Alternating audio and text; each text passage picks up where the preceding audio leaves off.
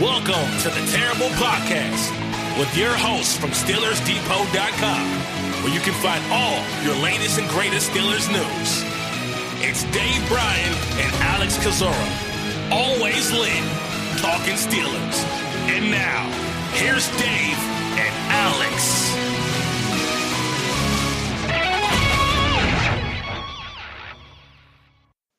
Welcome to the Terrible Podcast, Season 11, Episode 46. He's Dave Bryan. I'm Alex Kozora, SteelersDepot.com. Thanks for being here with us on this Friday, Steelers Nation. Dave Bryan, how you doing? It's Jacksonville Jaguars week. I am doing fantastic, and these I've got a lot of bad scars. I'm trying to put some salve on from all these past Jaguars games. I kind of went a trip through time. I usually do this every week, go back to former games and stuff like that, and kind of refresh myself about some games. But there's some good memories. I mean, look, the Steelers are 3-0 against the Jaguars in their last three trips to Jacksonville, but it's those other games that were in Pittsburgh that the ones that I think a lot of people remember the most there. But I mean, look, it's a great day to be alive, right? We got some good college football, I think, coming up this week, and then obviously a busy day in the NFL on Sunday, and all the AFC North teams play early, and then of course we got a short week. You and I are going to have to buckle down next week because got a short week to work on after that with Thanksgiving, my favorite holiday, and then of course that later that night the Ravens and the Steelers. So I guess we should start getting after it then. Yeah, you better eat your mashed potatoes pretty fast next Thursday, Dave. Because at least it's the night game. Because usually that afternoon game is the worst from a work standpoint because it's hard to balance food and working. So at least it's the night game. We do Wednesday. We do Thanksgiving Wednesday around here. Okay. Because of that, and then obviously we'll get up. Look, our eating patterns in this house are weird anyway. With kind of my sleep schedule or whatnot, and so we'll have Thanksgiving leftover breakfast. What's your go-to Thanksgiving? I know it's early, a week ahead. But oh man, like I said, we do that honey baked ham thing, and we've done it for years now. I mean, you can't go wrong with that. We get both a ham and a turkey from Honey Baked Ham, and we buy all their fixings too, all their sides. And look, I love to cook, but obviously on a holiday it's tough to do and all like that. But we've done the whole Honey Baked Ham thing. I think this is like 8th or 9th year in a row that we've done that. You just can't go wrong with it. You can buy the pies and everything from them. So we get that, and we start picking on it. Maybe Tuesday night after we get it. Then we have Thanksgiving Wednesday, and then Thursday's kind of Festivus around here. Okay. Well, what about sides? What's your go-to side? The mashed potatoes and corn. Look, I don't like a lot of elaborate stuff. I like meat and potatoes and vegetables, and that's it. So mashed potatoes, corn, and that's about it. All right. Yeah. My wife likes the dressing and the cranberries and stuff like that. I save all the room for the meat and potatoes. There you go. Attaboy.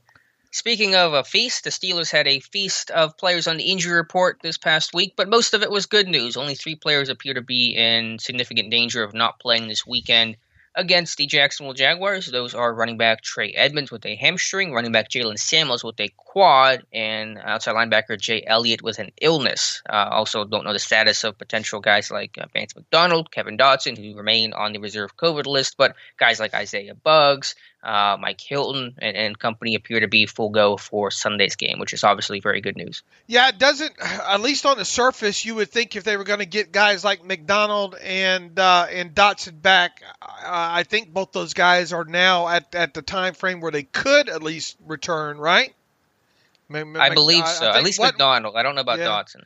Dotson at least by the weekend. So obviously that'll be something to watch come Saturday with him. Now, obviously, if he tested positive, then he won't be eligible because I think that's 10 days, isn't it? Right. 10 or something days. So if he was, and we still don't know for sure, if he was indeed just more than a close contact guy, then there's no way he's going to return.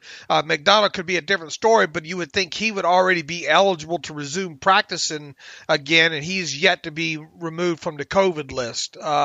So I would think odds are good that both Dotson and McDonald are not going to be off that list by the weekend. Is that what you're guessing?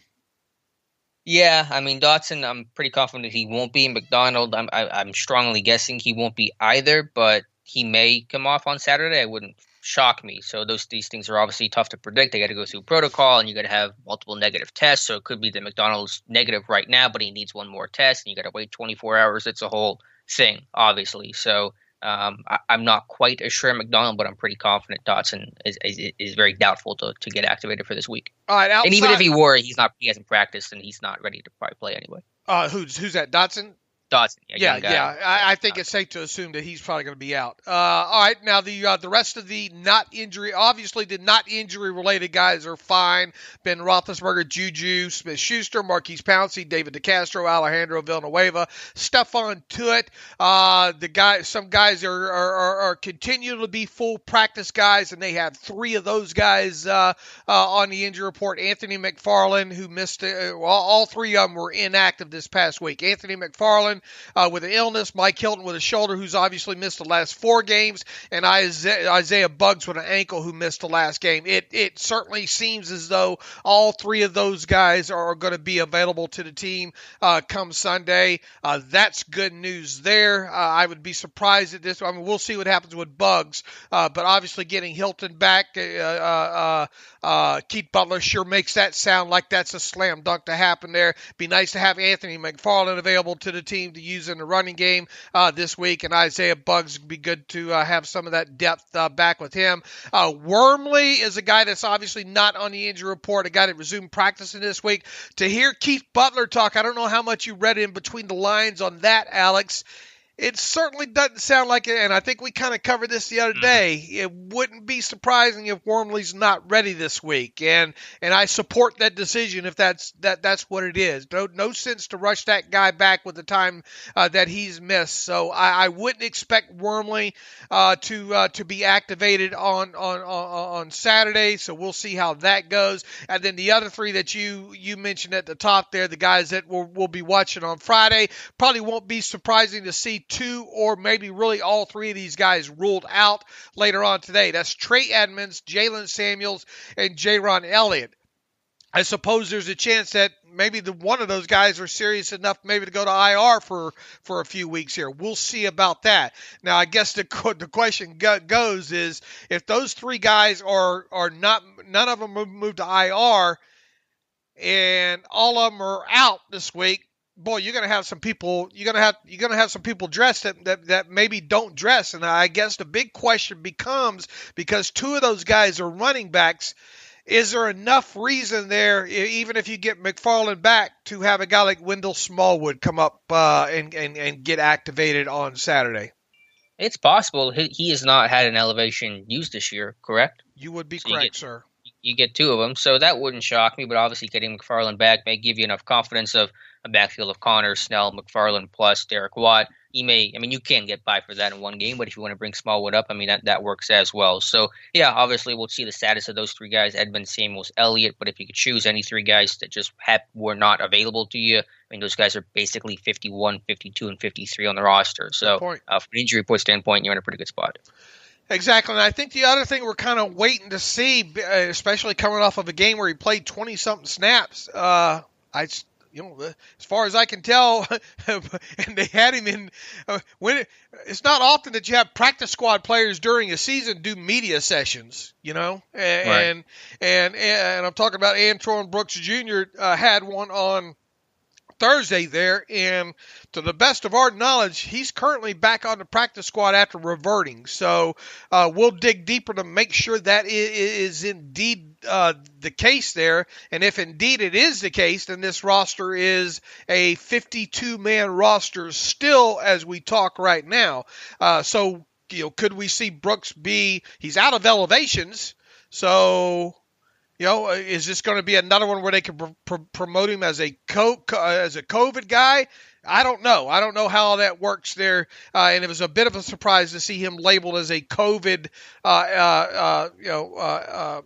acquisition, I guess, or signing off of the practice squad last week there. So that's one thing that the minutia part, we're still trying to learn and wade through as far as the COVID rules go here. That'll be interesting to find out come Saturday. Needless to say, I'm not leaving the house Saturday afternoon. Well, that's very typical for every Saturday in the Dave Bryan household. No change there. What's interesting, and I don't mean to go into minutia of this thing, and I know that this is far from gospel because it's not official, but Brooks is still listed as part of the active roster on the team website on the roster, and they're usually pretty good about re-demoting those guys to the practice squad on the standard elevation. Well, I'll have to read you what the official NFL sheet says here while you vamp. And all right. Well, while you pull that up, speaking of DBs, it's just really good to get Mike Hilton back, and obviously him being out this last month hurt run defense. It just hurt overall, I think, personnel flexibility and ability to have different answers. And you couldn't play some nickel against some heavier defense because you didn't trust Cam Sutton as much to play the run, or a guy like Brooks to play the run. So I think Mike Hilton just gives you a lot more answers, a lot more personnel flexibility, and obviously a talented player. So really excited to have him back in the lineup. All right, here is what the official sheet from the NFL has on Monday underneath the classification of reversions from active inactive list. Okay.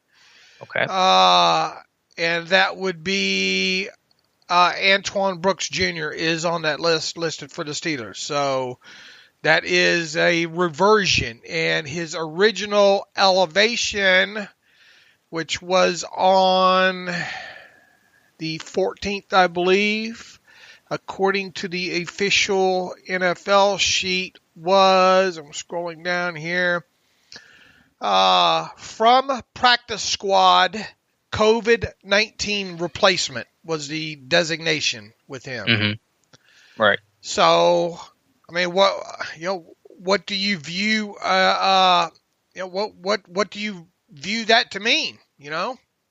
Well, what it says, yeah. I mean, you get the exemption to get called up if there's a COVID related move that you're making, which was the case with Brooks in replacing Kevin Dotson. So we'll see. I mean, obviously they're not going to go into this game. What do you take the wording of the reversion? I mean, that to me that says he was reverted back to where he came from. Reversion. Sure. Yeah, no, I agree. I mean, and I think that's the case, and he was protected, so that would tell me he's on the practice squad. But I mean, I think they're not playing with 52. They're going to call somebody up, and right. I imagine, just put the guy on the 53. I guess would be my suggestion. Well, we'll know Saturday for sure, and all right, that should be the portion of the podcast where we minutia each other up.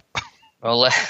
Please stop saying it like that. I'm going. Should I? Hey, I have toyed with, and I want to do it for charity. I would do it for charity. Let's do some sort of a minutia T-shirt or something like that. You think listeners would buy some sort of a minutia T-shirt if we did all proceeds for charity? I love the idea. I don't know if minutia would be the top seller. I think fungible would be the better way to go. I bet they would or minutia fungibility or something along those lines. We got a great graphic designer in Tyler Wise too, so we can knock this out pretty quick and have it done for Chris. So look, if you hit us up on the Twitter machine or on the email machine, theterriblepodcast@gmail.com. Let us know if you'd be interested in buying a T-shirt. I don't know, Hayward House or something like that. We could come up with a good 100% of the proceeds that we make go to that. I wonder how many of those we would sell, Alex. So I think a decent amount. Yeah. What Daveism should we put on the T-shirt? Let us know in an email or something. All right. Carry on, sir. Well, we get to go from minutia of all that to everyone's second favorite topic, COVID-related stuff. Not with the Steelers specifically, although cases continue to rise around the league. The Giants just announced 3 players tested positive. Myles Garrett was just placed on the reserve COVID list. I don't know if that's a positive test or a close contact. Do you know the specifics on that? The way I'm understanding is it's a tested positive, but obviously I don't know specifics on deeper than that. But it sounds like that's what it sounds like, and I want to make sure I clarify. It sounds like that's the case. Yeah, that news just came out this morning, so we're still kind of getting some details on that. But for Pittsburgh, this is from the state of Pennsylvania and Governor Tom Wolf, that there's a mandate for all athletes to wear masks even during competition. So if you're participating in a sport, you have to wear a mask. The Steelers initially said that they were exempt from this based on one of the specific clauses in this mask mandate, and the state and the governor's office replied back and said basically that no, we have not issued any exemption for the Pittsburgh Steelers. Now, of course, they're on the road this weekend in Jacksonville, so it will not apply. But for the Ravens game on Thanksgiving, that'd be the first game where it could potentially affect them. So I don't know what's going to happen there. My guess is ultimately the Steelers will be able to get an exemption for not having to wear a mask for the players participating in the game. Of course, everyone else on the sidelines will still be required to wear a mask, but that's where things are at. And that's the state of things right now. What a mess, right? We talk about this, and it's always something. You and I get the beauty and the joy and the love of what you and I do is actually watching the tape and talking about what's on the tape, and then kind of the news off of it, the transactions and the roster juggling, and then obviously the college, the draft. Love that aspect of it. I mean, I wake up, I can't wait to get out of bed to do so. The things I don't enjoy doing is talking about this kind of stuff. But it's the stuff that we have to talk about there. And I just think this is just a giant mess here. Why this is happening in the state of Pennsylvania specifically, I don't know. But it really sounds like the Steelers have decided to kind of thumb their nose at it, if you will. And look, we already have Philadelphia. They've already decided that for the rest of the season, no fans there, right? Yeah, and I would not be surprised if Pittsburgh ultimately goes in that direction at some point this season. As of right now, they're still going to have fans in attendance, but just based on rising cases, especially in Allegheny County, if you're from the area, they just issued a stay-at-home advisory, I guess it was. So I don't know what's going to happen there, but my guess at some point there will be no longer fans allowed at Heinz Field. Boy, makes you really wonder how this, and I have and I can't wait till maybe after the season to have our buddy Joel Corey on, and if it's up to me, that'll be a 3-hour podcast. Of course, all of them, if up to me, would be a 3-hour podcast. But long list of questions for Joel Corey, and wondering, because I got to admit, Alex, I thought by the halfway point of this season we'd be talking about half full stadiums. Yeah, nope. And here we are, right? And we're going the other way. So that, we already discussed that the potential floor for the salary cap will be $175 million. I still think that it'll be above that, hopefully with some of these TV revenues. But my prediction that at least the cap remains flat. I don't know how close we're gonna come to that, but it's discouraging from that aspect, because I really thought that by mid-season here, there'd be enough progress in this thing that we'd be talking about half-full stadiums and all like that. But instead, we're talking about players potentially being told that they have to wear masks on the field, which is absurd if you ask me.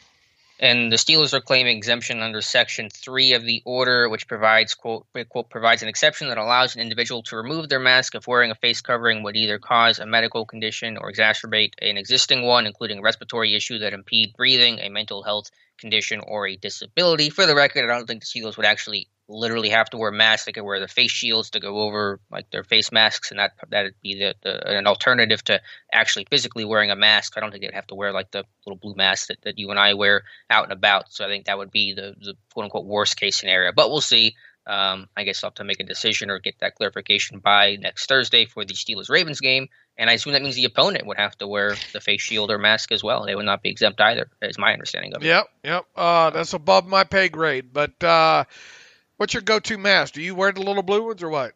I have a set of Pirates masks, Pittsburgh Pirates masks, and to remind me of how sad I am of being a Pirates fan in this very depressing year. It's almost like your scarlet letter, huh? Yeah. You I'm walk ashamed around of myself. Yeah, that red A. All right. I have. But anyway, So that's a fun conversation that hopefully will get solved pretty soon. Let's speed past all the minutia and all the fun stuff there, Dave, and get to Keith Butler and Randy Fichtner. As always, they spoke to the media on Thursday, and I've had some good conversations, some good questions and answers from both of those guys. We'll start with Randy Fichtner in a conversation that I know you have some. It's called Thoughts on, Dave, with Derek Watt in the fullback, and Randy Fichtner with Watt now healthy in the lineup, played I think 4 or 5 snaps last weekend. Fichtner vowing to use a fullback more often. I don't have the exact quote here at the exact moment, but your thoughts overall on Watt potentially playing more, or at least Fichtner's desire to play Derek Watt more. I think Randy Fichtner also looks absolutely fantastic. Looks like you in 1983, I'm guessing. Holy moly, what a great look. I'm going to call him Freebird Fichtner right now. He married? His wife's got to be a saint. I'm sure he is. I'm going to call him Randy Freebird Fichtner right now. Looks like he belongs in, Freedom Rock commercial. You're not even old enough to remember. There used to be a big thing, album collections. You see the commercials run on TV, of all these greatest hits and different ways they could put these. They were like mixtapes, were basically what they were, but they were. You're not helping me here by clarifying it with album and mixtapes. Yeah, I guess you don't know what a mixtape is either. You never had. I do, but I never made a mixtape. You never made a mixtape, okay? Well, see, they used to, back in the 80s, they used to sell these kind of 2 and 3 album collections of various artists, greatest hits and all like that. And those would be, call in now for $19.99. Your three album. And they'd call them various names. Well, there's one called Freedom Rock, where, Skinner, Molly Hatchet, all these great hits, and they always kind of followed the theme there. Well, there was a commercial that went along with that, kind of a cheesy commercial where a couple of long hair, hippies were sitting around, I think like a VW band, and he hears it and he says, hey man, is that Freedom Rock? And he says, turn it up. Well, anyway, that's the first place my mind went to when I saw Randy in the media session. So now that I've lost half the listeners there, but also I'm sure people are chuckling who remember that. I thought Randy was very good yesterday. A lot of decent questions there. And when he got to talking about Watt specifically, though, he makes it sound like they're going to make a more concerted effort to get Derek Watt on the field. What that looks like, though, is going to be quite interesting here because, and I did this on purpose, not that I like to troll my Twitter followers. Well, okay, I do. Who do you want to pull off the field if you put Derek Watt on the field? It's going to be one of four people more than likely, and I'm talking about Juju, Deontay Johnson, Chase Claypool, or Eric Ebron. Okay, a lot of people saw that poll and probably their heads about spun around their neck because they probably said, no, I don't want any of those guys pulled off the field. Well, if you're one of the ones pushing for Derek Watt to be on the field more, that's the byproduct of it. Mm-hmm. Now, look, I understand. Nobody understands it more than me that you got to have a not more running necessarily, but you have to be able to run better success rate. And it would be interesting to see that happen maybe with a traditional fullback on the field. And I'm not talking about lining him up like a wing or a tight end in those situations there.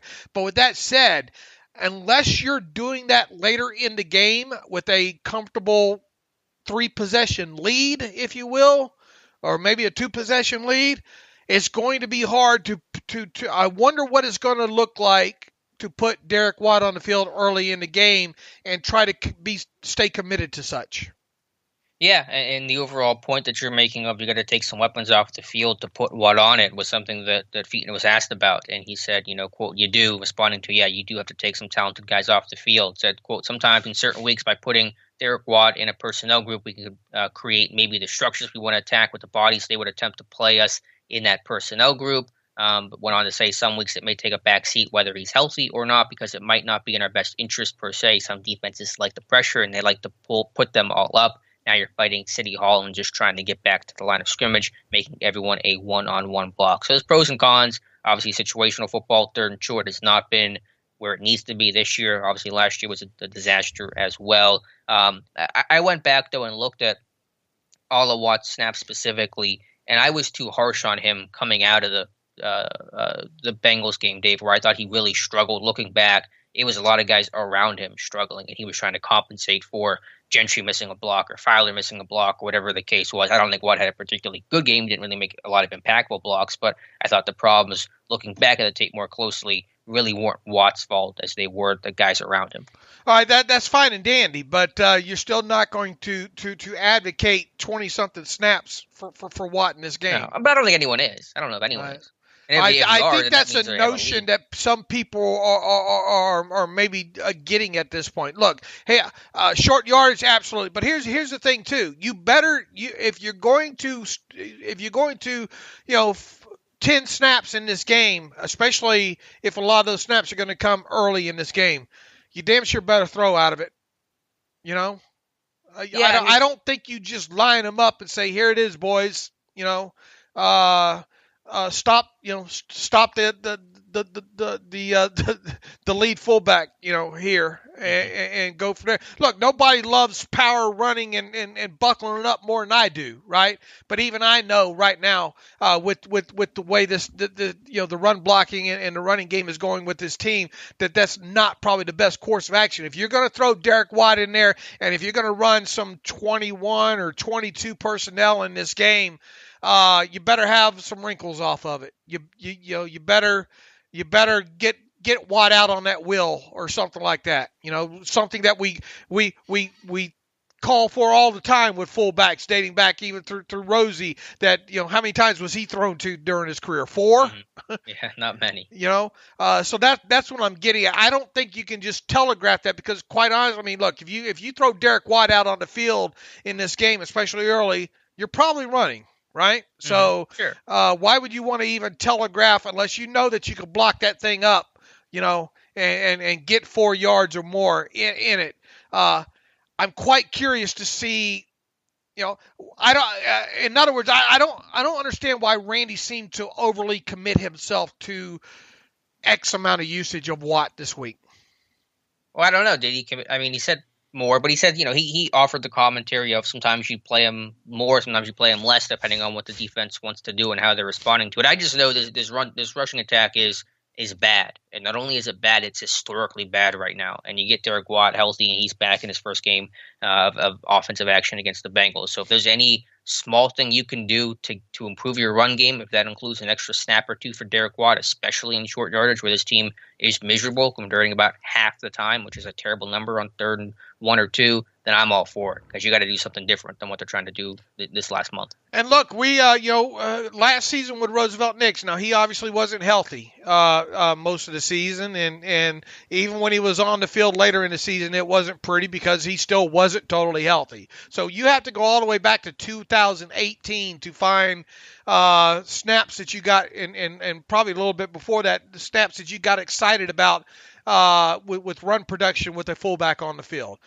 We haven't really seen. Well, I mean, he's only played 30-something snaps, right? Right around that number. Talking about Watt. So I suppose you have to find out what you have and don't have in him. And you're paying the guy a decent amount of money. Right. I'm getting my money's worth for him. Right, but I'm not even looking at that because it's a sunk cost now. I mean, sure. You got to do whatever's gonna get the football moved. All right. Right. But do they need to get him on the field some in this game? Yes. Okay. Especially in some short yard situations, which this team right now has just been. I mean, it's been all miserable when you talk about the run game right now. So, yeah, that has to happen. I'm not so excited right now about the possibility of that happening 10 times in the first half, however. All right? I'd much rather see it with a two possession lead I want to evaluate Watt in the fourth quarter with a 2-possession lead. I'm not looking forward to maybe potentially evaluating him with 10 snaps in the first half of this game, if you get my drift. Sure. Yeah, I don't think anyone's ascribed a number to it, but I just think they're just recognizing that Watt is a capable fullback. He was brought in for special teams. He was also brought in as a lead blocker. They were missing that last year. Their run game is in the tank right now. So if we can use some sort of new element and get a guy back healthy that can be an asset in the run game, even just for a couple of snaps, even if it is just a goal line play or a 3rd and 1 or a 4th and 1 or whatever, I'm all for it because they got to do something to get more success rate out of this rushing attack, which is just, again, historically bad right now. 3 straight games held under 50 yards for the first time in franchise history. When you're that bad, I'm all for any sort of new idea. And honestly, I mean, I may do something like 20 personnel where I'm taking Ebron off the field so he doesn't have to block because he's not a good blocker. And I have 3 receivers that still kind of spread the field out. Maybe put the defense. Do they want to stay in base? Do they want to stay in sub? Interesting decision there for them. So if I can add some different personnel groups with him on the field, so it isn't always the heavy 22, 12, okay, we're running the football here type stuff, then I'm all for it. So I think you got to be creative with it. I think you're right, but I'm all for trying to get Watt on the field a little bit to try to do something to this run game. I would definitely subscribe to that, to pulling Ebron off. If you're going to pull anybody off, I would pull Ebron off in those situations and then work out of some sort of a spread off of that, or Juju it kind of in a slot, kind of H back position at pre-snap. Bring him in closer to the line, or Chase Claypool. Guys that are more physical that can get to the next level and dig out some safeties. Right. In those situations, because in fact that's a little bit of an upgrade over Ebron. And once again, bless Ebron's heart. He's giving you effort in that aspect of it.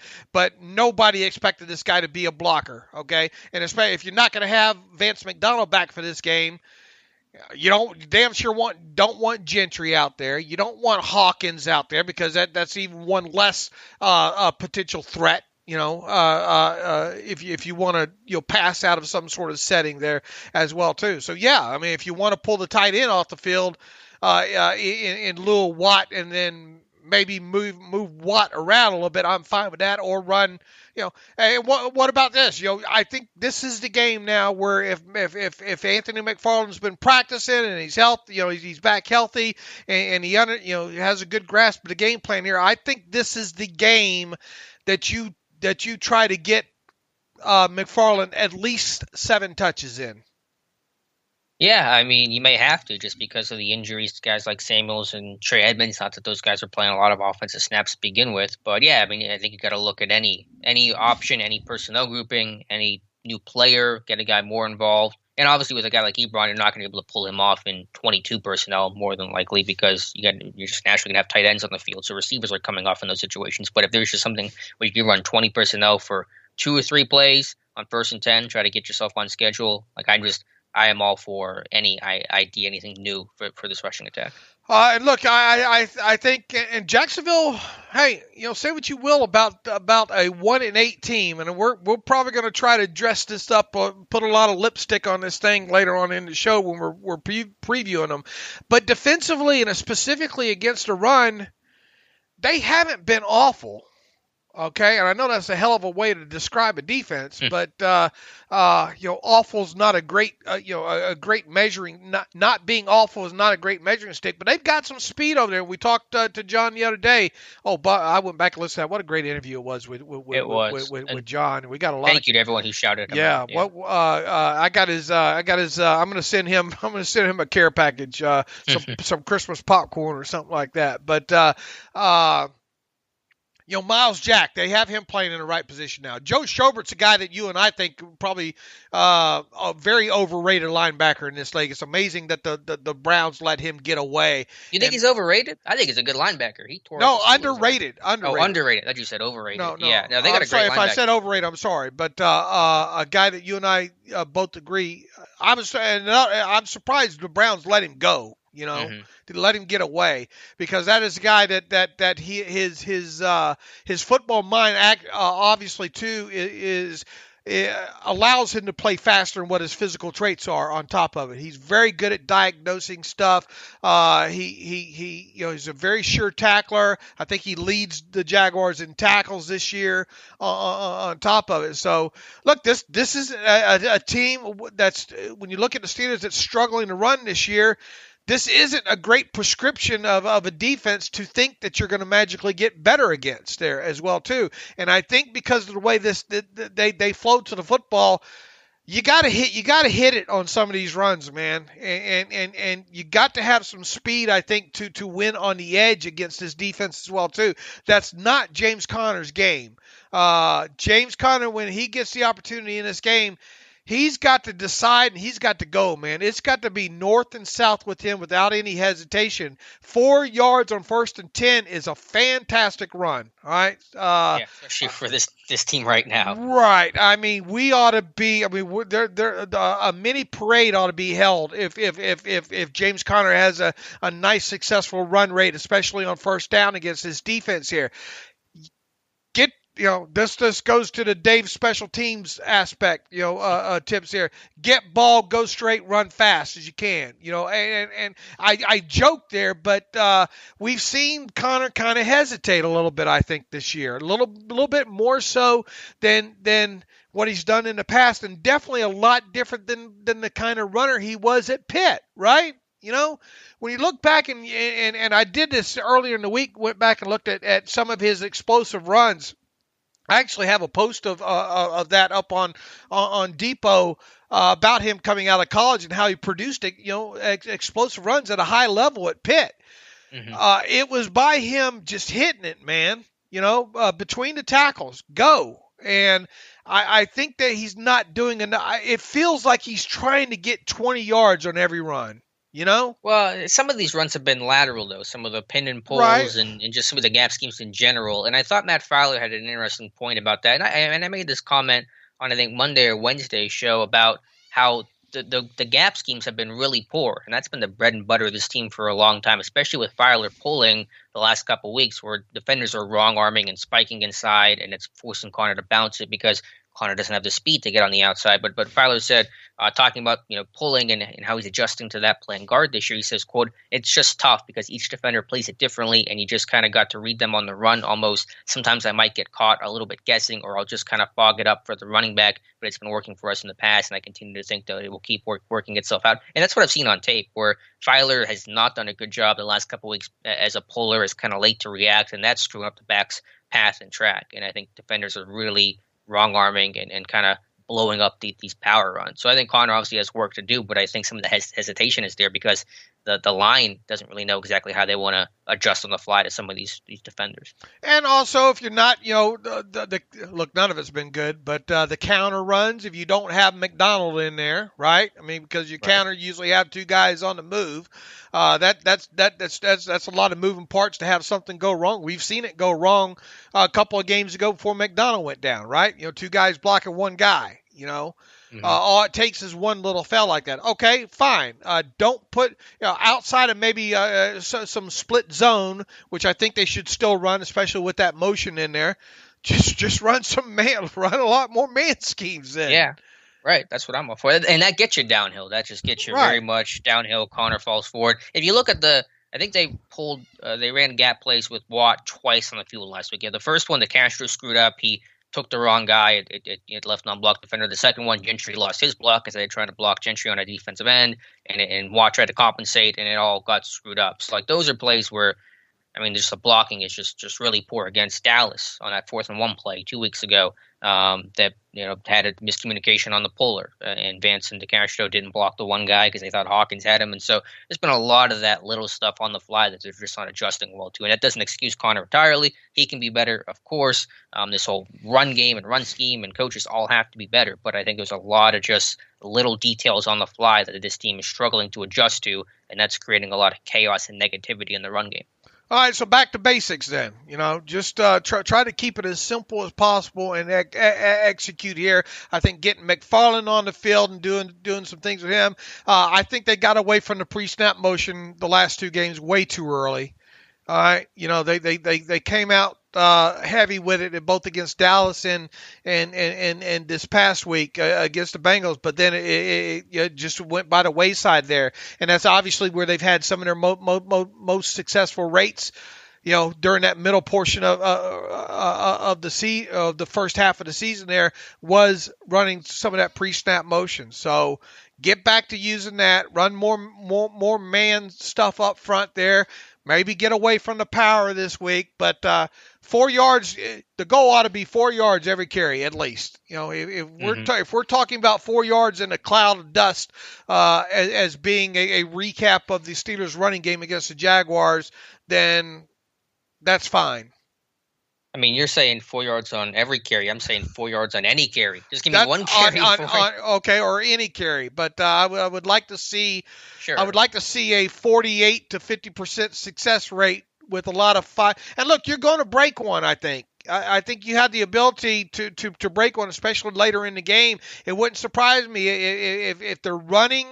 And I always like to make sure I emphasize this: run successful early so you can run more and successfully later in games. And I think if you get in a situation where you run decent early in this game, and then the rest of the offense runs like we've seen it run this year in the passing game here, then that's going to set up situations where Jacksonville's just not going to be interested in stopping the run later in this game. And I think that's when you have the ability to get a Benny Snell in this game late and bust off a 25-yard run or something along those lines. I believe the technical term for that is the reverse Fournette, where he busted off that 90-yarder at the end of that game a couple of years ago, and Steelers just had no interest in making a tackle on that play. And we're way ahead of ourselves here, which is not surprising when it comes to this pot. But I'm on this tight schedule here that I've 3 hours of pre-production. James Robinson, their rookie undrafted back. He just hits it and goes, man. And I think he's only got 2 explosive runs, Alex. Of 20 yards or longer, and really not that many more over 10 either, I don't think. But he's got a lot of successful runs in between the tackles where he just hits it, and he got those 4, 5, 6 yard runs, and those things add up over a game there. Now, obviously, they've had to get away from the run a lot in the second half and all like that. But if they're the type of football team that stays on, we're able to stay competitive in first half of games, their run success rates would help them be able to run more successful and stay in some games later in this thing there. So maybe look and take a cue at what they're doing offensively with their running game and their fungible running back. And move on from there. So, all right, let's back out of the rabbit hole and get back to some of the things Randy and Keith said. Sorry about that. Yeah, no, that's all right. Randy Fichtner also talked about Juju and just kind of the leadership that he's provided in that room. And obviously Juju being still a young guy, just 23 years old. But he's really kind of become the father figure is the kind of phrase that Randy Fichtner used. Let me find the exact quote here.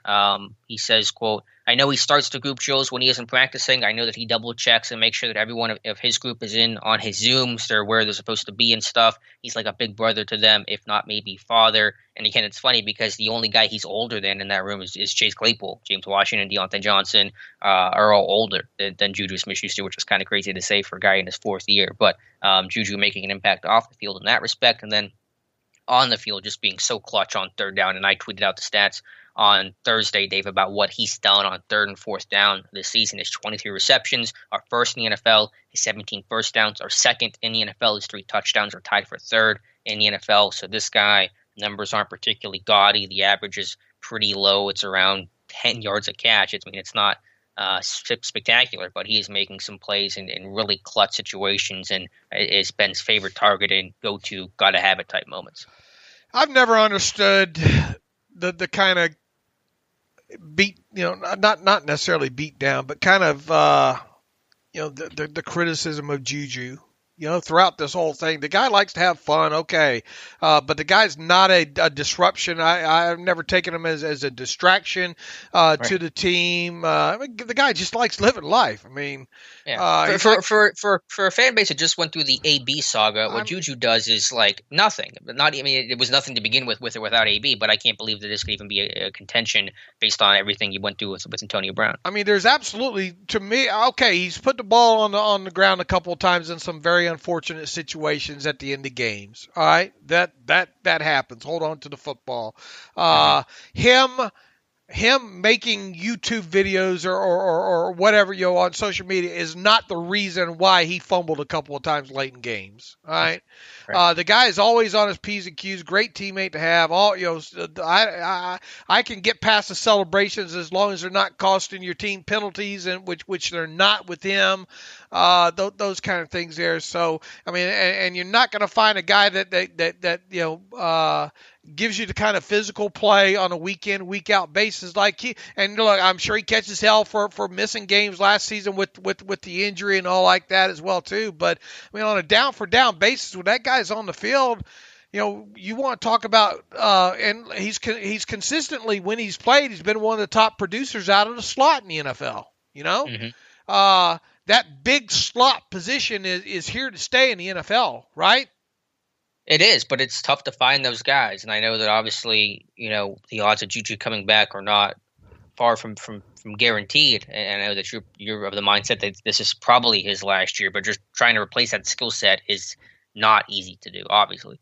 Right. I mean, that guy will block for you. That guy will give you. I mean, how many times this year alone have we seen him make catches and get 2, 3, 4, 5, 8 key yards afterwards? Hard yak. That there ought to be a stat for that, hard yak. Kind of thing, because that's what he provided. And look, I imagine he is good and I'm sure he is more like an older brother in that wide receiver room for that group there. Probably not one that also gets in the way of the other leaders of the locker room either. I've just never understood kind of some of the pushback that kid gets back, and without a doubt, this team wants him back. After this season, it's just the economics and all that they have to work through. Maybe they will. I've opened up, at least the notion that it could happen. It really would take a lot of finagling, and hopefully the salary cap numbers will be on the Steelers' side. The closer it is to $175 million number, obviously the harder it's going to be. Maybe you cut a guy like Derek Watt to bring back. I know this is blasphemy, probably for some people to hear it, but I mean, that's the kind of stuff. I mean, if he means that much to you, which Juju that is, then that's kind of the drastic things I think that might have to happen to bring a guy like Juju back. Look, when they signed Derek Watt initially, we were kind of surprised by the move, not necessarily the move, but maybe the money associated with it. But has he earned that second year money yet? Not really. No, objectively, no, because he's been hurt. I mean, we'll see what the second half of the season has for him, but it's not looking too good. Right. I mean, if people are hard pressed to wanting to get Juju back in 2021, well, wave goodbye to a guy like Derek Watt potentially. And Vance McDonald, bye Vance, and bye to Vance, and maybe even, God bless him, Vince Williams. I know that's something that turns blasphemous. Turns your stomach to talk about, but and I get it. But those are the kind of things there. So yeah, look, I mean, Juju's having a great year, and he's going to get paid if he stays on the pace that we've talked about several times. Right now, his bottom end of his market value right now is $16 million, and I've been that way ever since the start of the season. And here he is on pace for 90 catches and probably a little bit more over 1,000 yards, and that should do it. Yeah, and the dude's 23. We got to say that out loud and really remind ourselves the dude's 23. He's got the presence and maturity. I know he does the fun stuff, but just overall, the way that he acts on the field, the way that coaches and teammates talk about him. I mean, what were you doing at 23? I mean, don't answer that because I don't think legally you don't have counsel with you right now. But it's just crazy. Statute limitations ran out on it, buddy. All right, glad you checked. But yeah, this isn't some 28-year-old, some like Jericho Cotchery type of guy. This is Juju Smith-Schuster, fourth-year guy, 23 years old, just remarkable overall. So he's been huge for the team this season, really clutch in a lot of ways that don't always show up on every single overall box score. But you watch the tape, you watch the critical situation of football this guy makes big plays in. I mean, that is a skill set you just don't find too often. Is there a reason for that to be the focus this week, though? Look, I love the kid. I mean, I love everything about the kid. But why do we have four national media people making a story about him this week? Well, I think it was all positive. I don't think Sure. there was nothing negative in there, right? Yeah, I don't know what the motivation was for it. I think just recognizing the last couple of weeks for him have been really critical, and he's making some big plays, and is coming off a good game against the Bengals. So maybe just a coincidence, but he's just making clutch plays, and I think that people are waking up to that. Okay.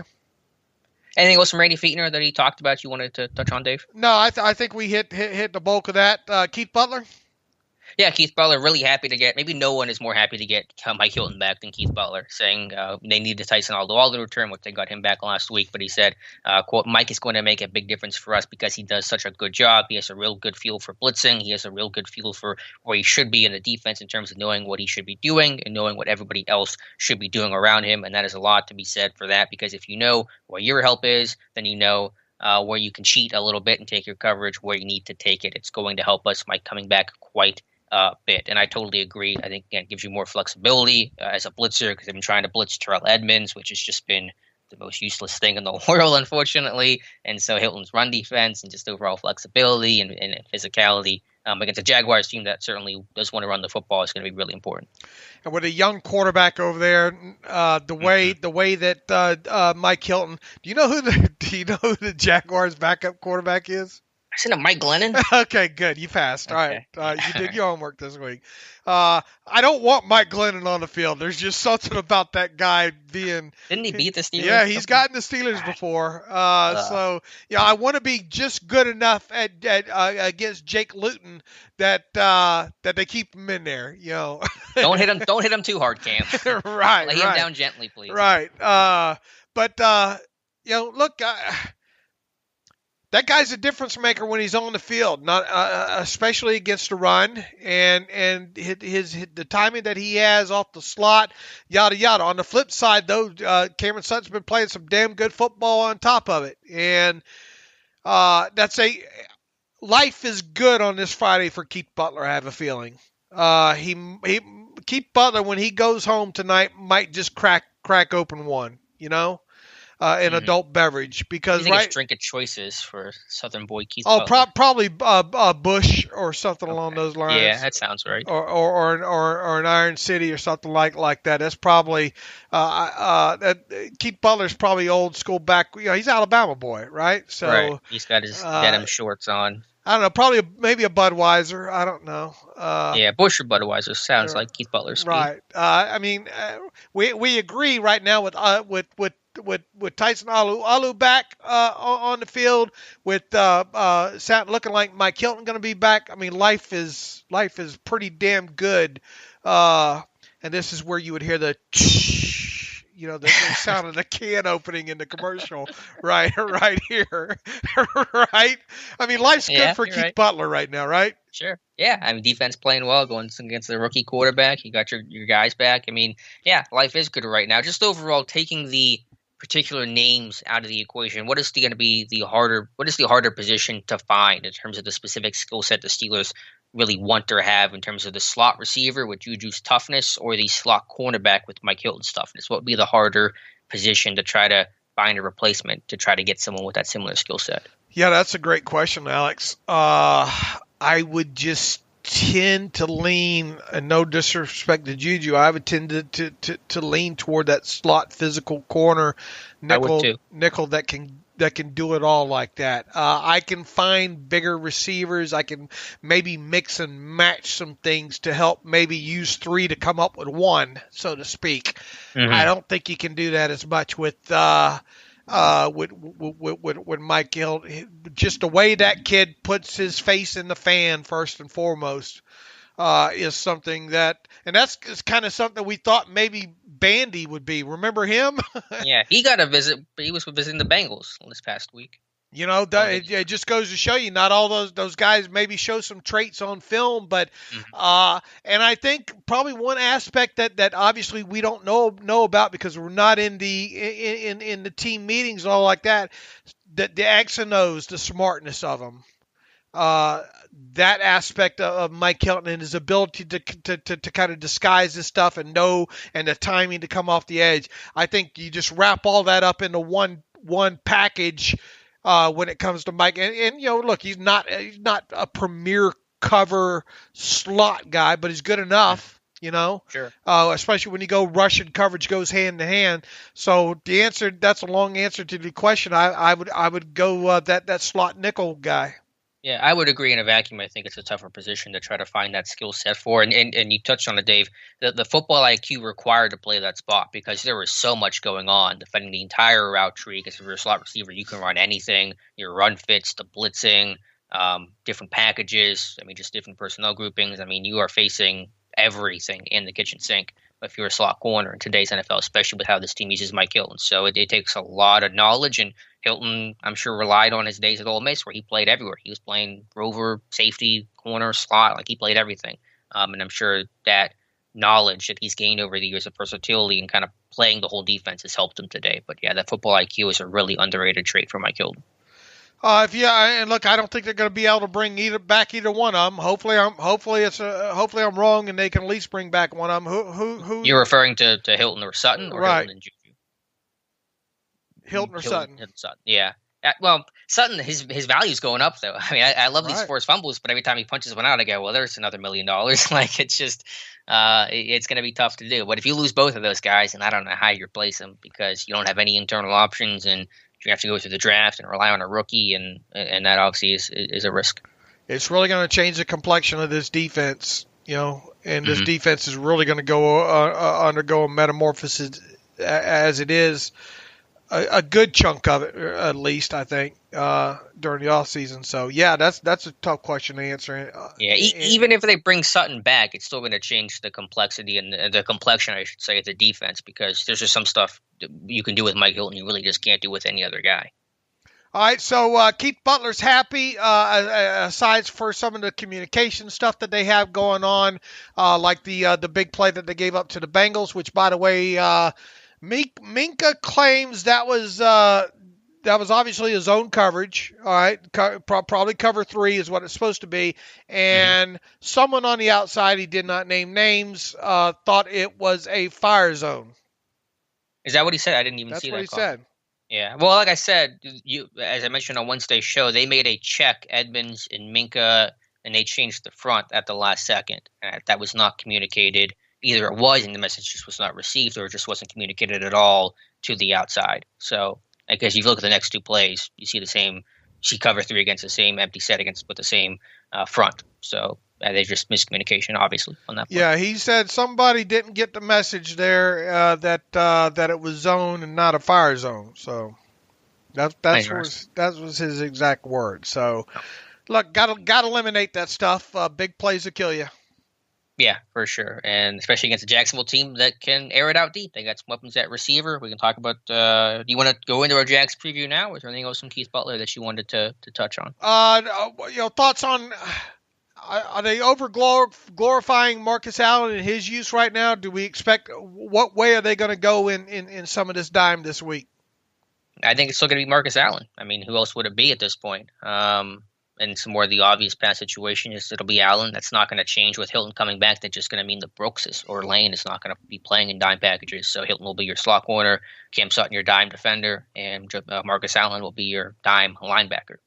All right, so we're not going to see, unless it gets into a blowout situation here, we're not going to see Avery Williamson on the field much of any.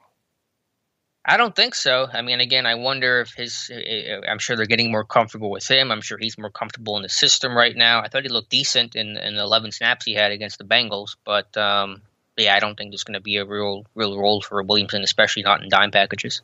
Williamson going to play any special team snaps? All right. He really didn't play any last week? Didn't play any that I saw, no. All right. Fair enough. I don't know. I mean, again, I think this was the portion where you're supposed to tell me that I was right. You were right, Dave.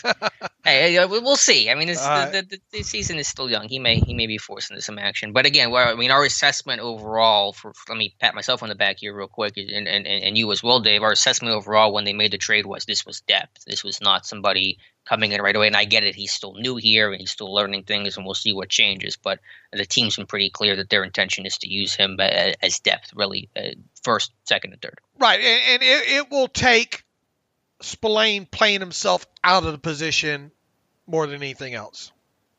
Agreed. Yeah. Right. Yeah. Which is possible, but I mean, boy, what a great kid that kid is, man. Did you listen to the interview on Sirius with him?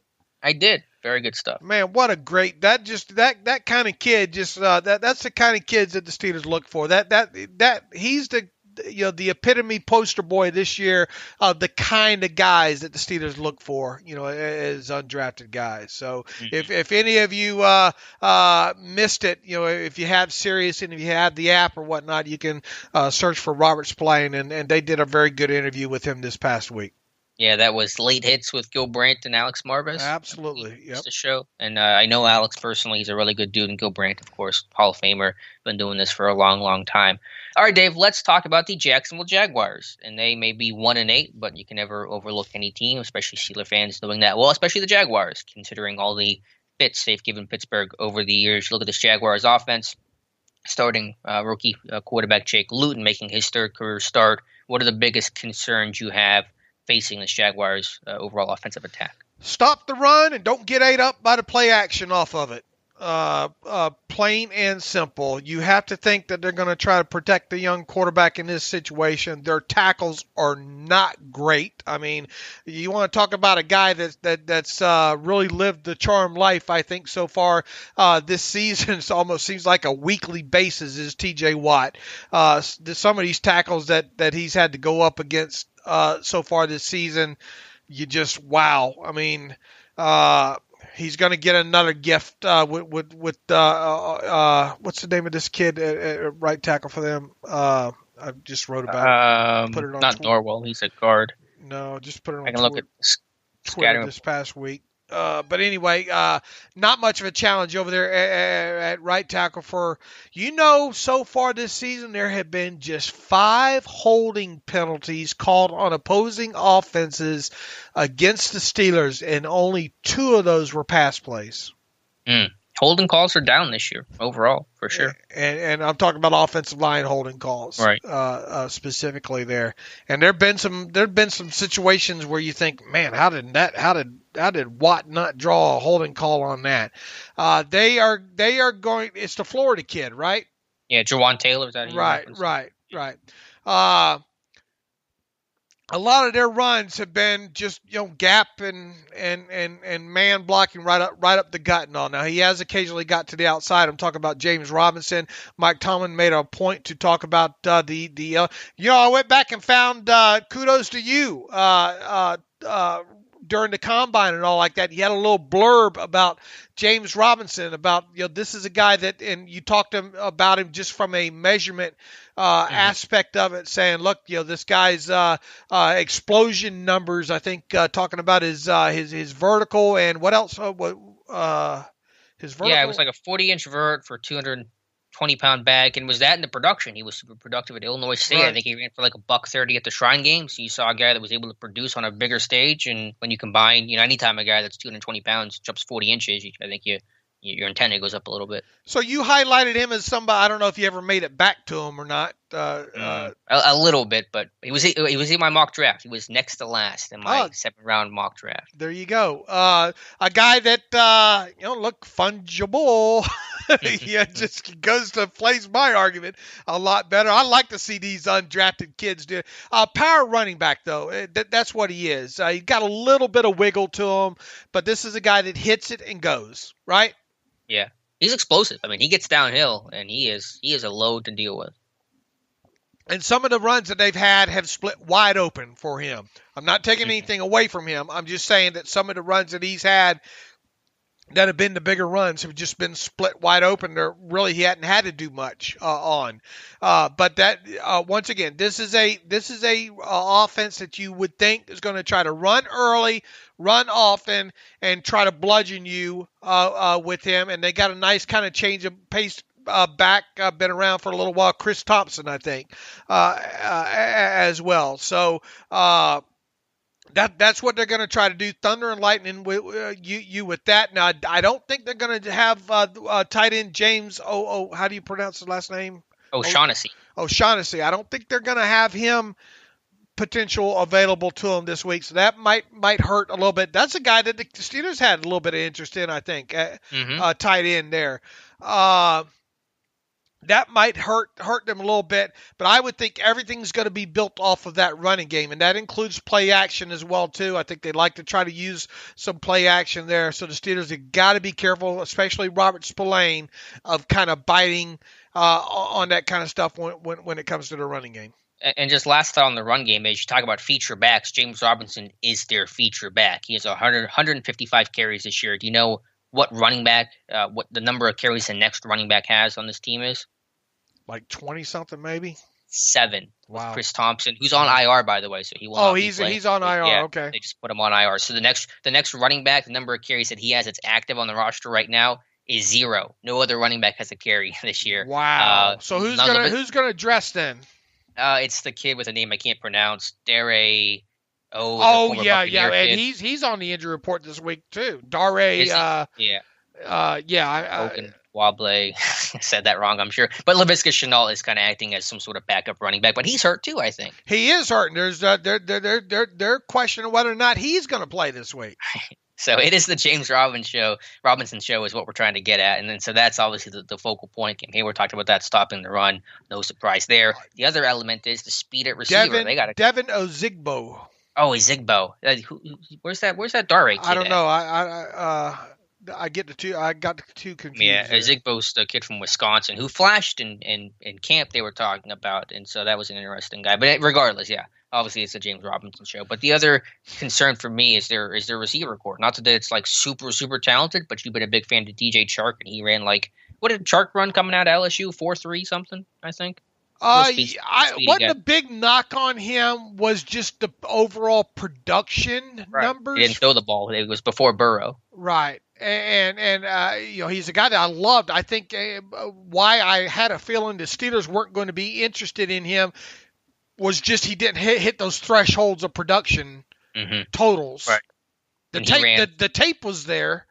And he ran 4.34. They got Chris Conley, who ran 4.35, and Keelan Cole. I don't know what he ran, but he had a 91-yard punt return last week. And all three of those guys are averaging over 12 yards per catch. There's only one of a handful of teams that have 3 receivers with at least 25-plus receptions and all averaging over 12 yards a catch. So their offense is predicated on the run game, and then, as you said, set up play action and set up the deep ball. I mean, Jake Luton's second career pass was a 73-yard touchdown to DJ Chark. So but that was a blown coverage.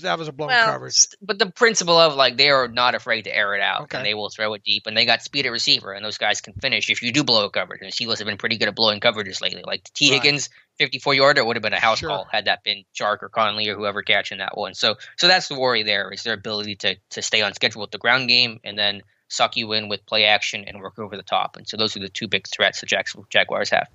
Yeah, I guess I didn't notice that Chris Thompson is. They're going to have to promote somebody from the practice squad, or they're going to have to do it. And Thompson's a very good third down back, good blocker, good receiver in Washington. So I don't know how they're going to fill those shoes specifically, but that's going to be a challenge. Shall we predict that Nathan Cottrell will be elevated on Saturday? I've never heard that name before, but I imagine that's their only running back available. Right, and he's never been in my kitchen. I don't know what that means. You're not a Cheers fan? No. You never watched Cheers? We gotta. That is with Ted Danson. Yeah, Ted Danson. Boy, and Woody Harrelson and all like that. Boy, yeah, that's binge worthy if you ever get some time there. Georgia Tech kid, Nathan Cottrell, undrafted 2020. So 5'11", 193 pounds, big kid, power runner. Probably more fullback. I know nothing about him. Yeah, I mean. He was transitioning as Georgia Tech got away from the option offense, I guess, last year it would have been, 2 years ago. So anyway, but yeah, and the offensive line is decent. I mean, they're physical. They're good up, they're a pretty powerful team, but they're not obviously an all-star kind of group. Cam Robinson's been there. It was forever, though. Yeah, what are they going to do at tight end this week then? They have our friend Tyler Eifert. Oh, no one, I'm not making any jokes about Keith Butler and Tyler Eifert. They have Ben Ellefson over there. I guess would get snaps in some power running situations. Look, you're not going to use Tyler Eifert to block to rely on blocking. They got Tyler Davis too, so another Georgia Tech rookie. So we're going to see some names on the field for them. And Tyler Eifert's even missed some practice this week. They try to take it easy with him during the weeks as well too. Surprising. There's a lot of Georgia Tech kids. Got to watch some ACC tape. Get ready for this one. But obviously the Jaguars' offense is not extremely potent, but I think they have a good ground game and some speed at receiver, and that can always be a dangerous combination for any one particular game. Stack them up for me. What the Dallas Cowboys put on the field a couple of weeks ago against the Steelers in their running game versus what the Jaguars will put out on the field on Sunday against the Steelers in their running game. You ask me which one is the better running game? Right. And you're asking that in totality, offensive line, back. Yeah. I might lean Jacksonville just because their offensive line is better. Like, obviously, Zeke's the better back than James Robinson, but, I mean, they just had not run the football effectively coming into that game. They ran it pretty well during that game, but I think Jaguars have just a better offensive line. So it's pretty comparable, though, to be honest with you. Right, and Dallas obviously had some success, right? Mm-hmm. Not with Zeke, but with right. Gilbert scrambling, and Luton has a rushing touchdown this year, and some backups in. Obviously, Jacksonville really has a backup, and they don't have the speed element that a Tony Pollard had for Dallas. But I'm not taking this Jaguars run game or the speed at receiver lightly. All right, Luton in the passing game, real quick. He is a strong arm kid. Boy, did you watch the touchdown throw against the Packers? I don't know how he wedged that thing in there. I wouldn't advise that too often. It seemed like he forced that football in there and got away with one there. Strong arm kid.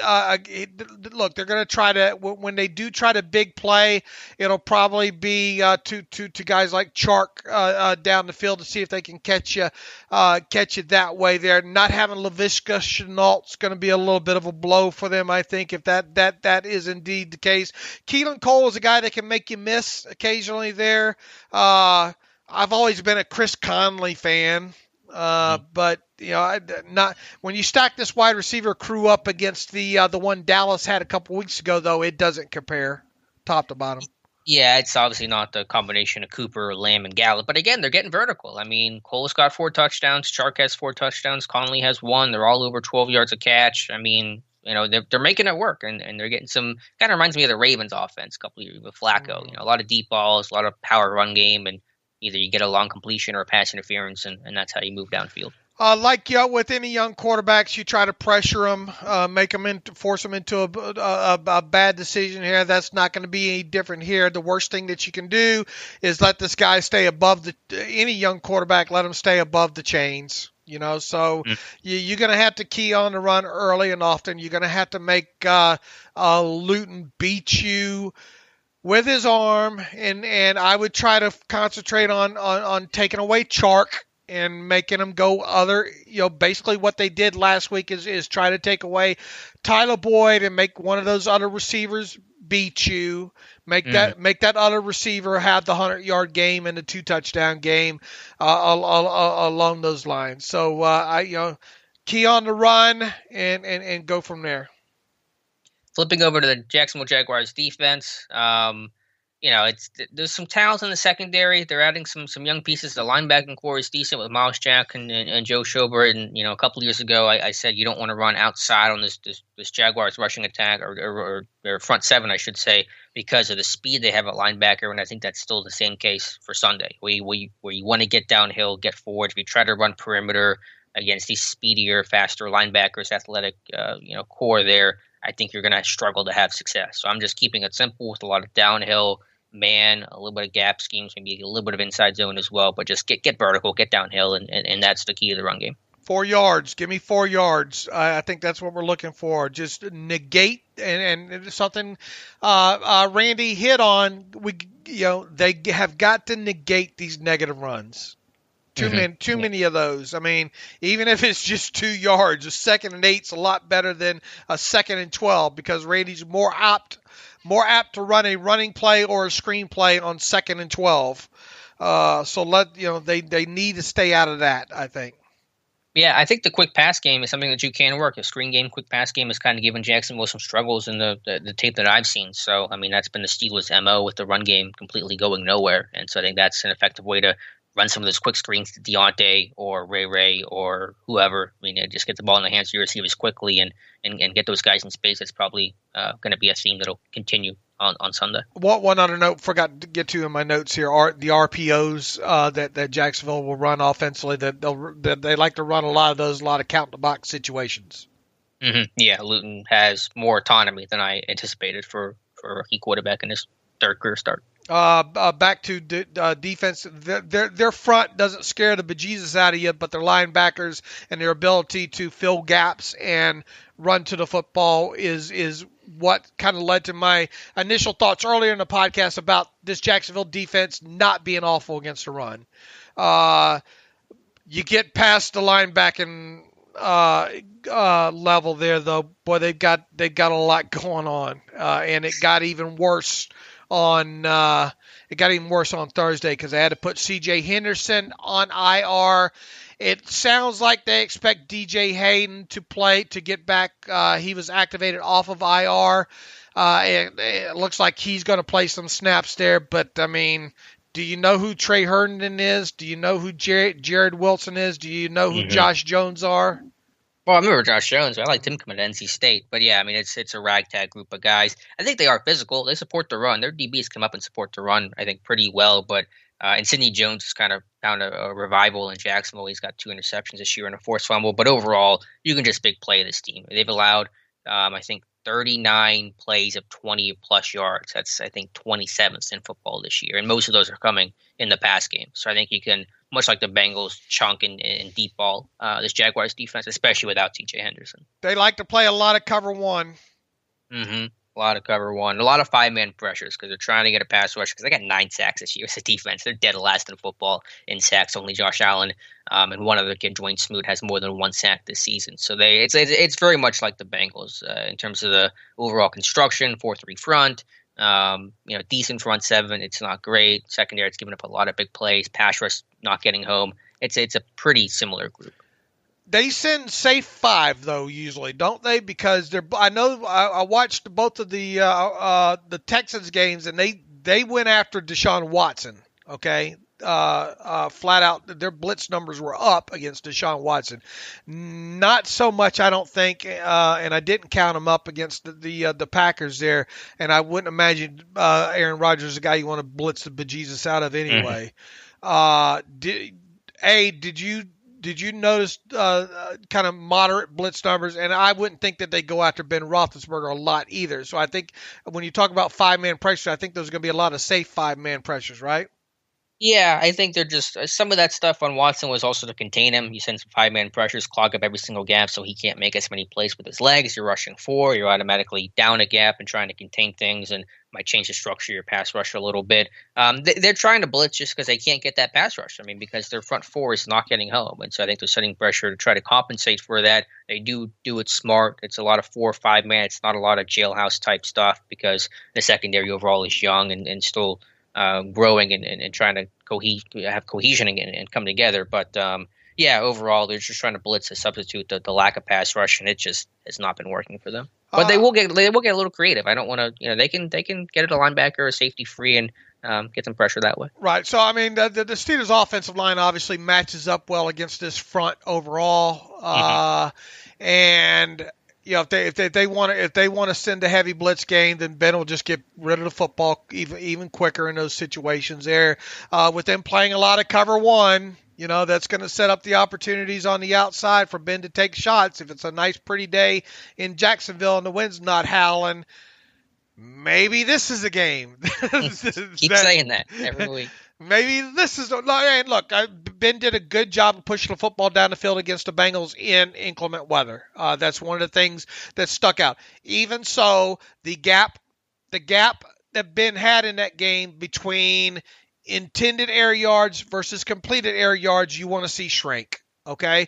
So I'm looking for intended air yards of around almost 9 in this game, with completed air yards maybe around 7.5, right around in there. Let's see how close I come to this. I think this can be another game where Ben pushes the football down the field when he does throw, and that he has a little bit higher completion rate on the throws more than, what do you consider deep ball? Do you consider deep ball to be 20 yards, or do you consider NFL deep ball, which is 16 yards?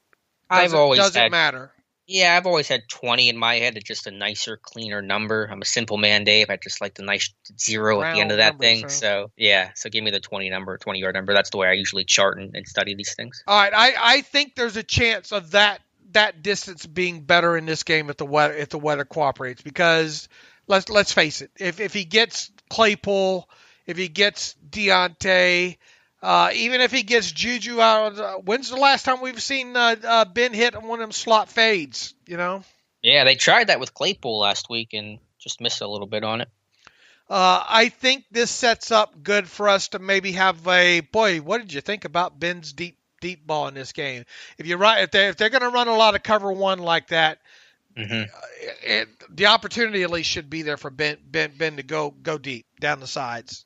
Yeah, man free, going to give you vertical shots on the outside, going to run some levels concepts and some man beaters and stuff like that. Weather looks good for Jacksonville on Sunday, 77, a little bit of wind, but sunny, partly cloudy, so weather should be better than it was against the Bengals. All right, and look, the biggest thing the main takeaway, obviously, when it comes to games like this, just don't turn the damn football over. Don't force the football. Turnovers is a single thing that could get you killed in these kind of games with young quarterbacks, trap games, whatever, blah, blah, blah. In these situations, you can't let the and look, you go back and watch the Jaguars game. What was one big play in that game that kept the Jaguars competitive? In which game? Against the Packers. They got turnovers. I forget what they had two. What else happened in that game? I'm blanking here. The punt return for a touchdown. Oh, for 91 yards for Keelan Cole? Yeah, I mean, this special teams is weird. They got a good punt return game. It's like 5 kickers they've had this year. They've had so many injuries at kicker, but yeah, Cole again, a threat vertically. Whether you're talking in the punt return game, or you're talking as a receiver, they got some speed at wide receiver and some big playability there. And so, yeah, I mean, you got that special teams to look a lot closer to the Bengals game than it was the Cowboys game. Let's put it that way. Right. You can't. I mean, simple pregame keys every game. Just don't turn the damn football over in this one, and everything should be fine. The Steelers really, really match up, at least on the paper aspect of it, really, really well against this Jaguars team. They do for sure. Any other thoughts on Jacksonville, Dave? Or I think we covered that pretty well. Yeah, I mean, there's not much to it. Like I said, I mean, they match up in all areas, both offensively and defensively against this thing. Don't let that running back get downhill. You don't want to get in a situation where James Robinson can make a difference in the fourth quarter of a game. Right. This team should be in their base defense a lot more this week than they were last week. Right. And then if you do have to play some obviously in third, you're hopeful that you're facing a lot of third down situations again, which will put your 5 defensive backs on the field, potentially on the field at the same time in those situations. But yeah, other than that, I want to see Vince Williams test James Robinson in the blocks in the pass protection department. Yeah, it's or whoever the third down back is going to be, because it had been Thompson. It's not going to be him anymore. So yeah, I would send some B-gap blitzes with Vince or even Spillane and see if this back's going to hold up and protect. True or false? Vince Williams or Robert Spillane will have a sack in this game. You're convincing me, Dave. I'm going to go true. I'm going to go 1 sack for one of those guys. I am going to go true as well, too. I think this one kind of sets up good for that, because, look, you bet if the right one don't get you, the left one will. And they got to be careful out on the edges with T.J. Watt in this game. T.J. Watt could very well have 4 in this game. Yeah, I mean, and you're just waiting for that one big sack game. I thought it was going to come against Dallas or the Bengals, and they got 2 against. How many times did they sack Gilbert? 2, 4? It was 2 by Watt, 1 by Spillane, right? Okay, and Was then that right? it's Burrow. I think so, and then Burrow 4. I want that big like gaudy 7-8 sack number game that you've had against the Browns, the Bengals, and seasons past. I want one of those that just really where you light up the scoreboard. And I don't know if this is going to be the week. I think the Jags' offensive line is better than Cincinnati or Dallas, but against a rookie quarterback, if you get up a big lead, that certainly lends itself into your pass rush getting home. It certainly could lead to one of those Cleveland games, like we like to call them. 8 or 9 sacks in there. It could become that. We could very well see Glennon in this game, to be quite honest with you. Yeah, well, you called it the last backup quarterback we saw. Who was that? That was Baker not finishing that game out. Right. I'm not as confident as that, but I think there's a very well chance, especially too. Glennon's got a history against the Steelers of somewhat too, and if they fall behind quick in this game, I think there's a chance you could see Glennon in this game, either A, by injury, which you don't wish that on anybody, but or B, just by